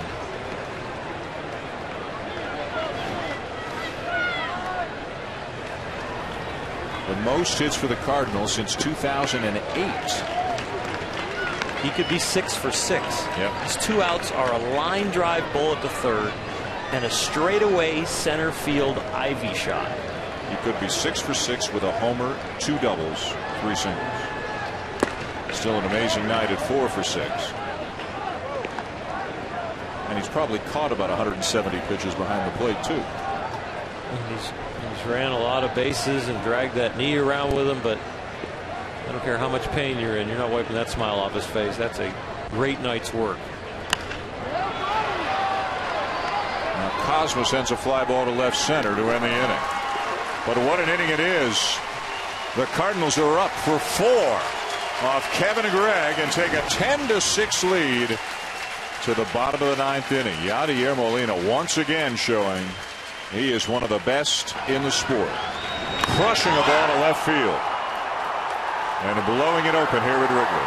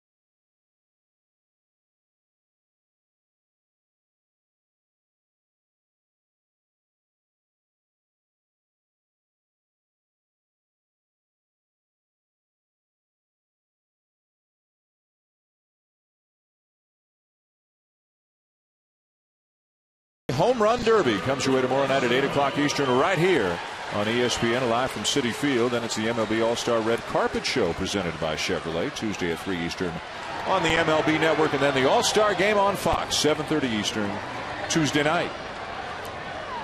Bottom 9 at Wrigley. A 4-run top of the 9th. 3 of them on a home run by the incomparable Yadier Molina, who's 4 for 6 with 4 RBIs tonight. And it's 10-6 St. Louis. Starlin Castro leading off the inning against Edward Mujica, who blew the save in the 8th, but now has a chance to pick up a win. Castro, Rizzo, Soriano, 2-3-4 for the Cubs.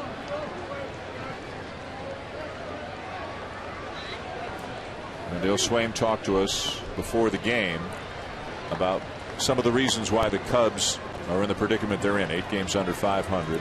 Bullpen was one thing that he mentioned, although it's been better lately. And failure to capitalize on opportunities and hit with runners in scoring position. Tonight they had some defensive mistakes, some mental mistakes. Castro made one. Rizzo made one. Yeah, Rizzo cutting the ball didn't necessarily cost them that run, but they lost an opportunity to possibly get a guy out at home. And then Starlin Castro at shortstop made a mistake that we've heard he's been making more often than he should, and something they're looking to get out of his game. Ground ball to short. 1 down.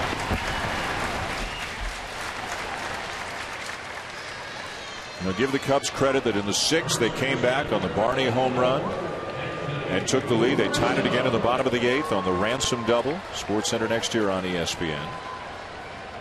But when they took the lead in the 6th, they gave it back in the 7th.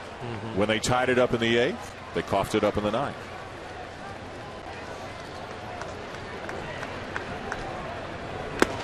A strike to Rizzo. Mujica is going to the All-Star game because Adam Wainwright's not going to pitch there, and Adam, campaigned a little bit for him, and Mujica's going to feel really bad that he blew the save for his W, but Adam's going to handle it with such class and dignity because he's a great team leader and has great character like a lot of these guys on the Cardinals.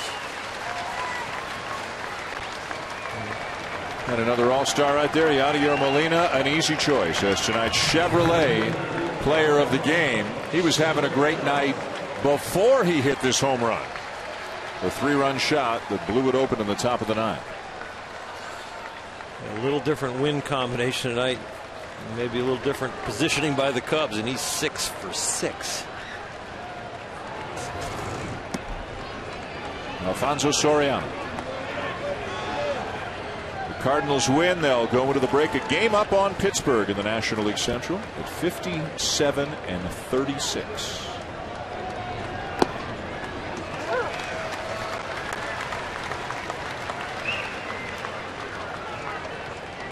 Should be very interesting second half in this division with the Cardinals, the Pirates, and the Reds all right there.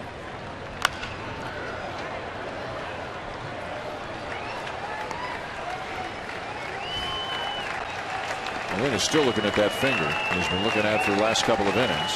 Got a sore knee. Probably a split nail on there or something, and then the left thumb on the catching hand might be a little sore too from a Rosenthal fastball. Cosma. Cards win.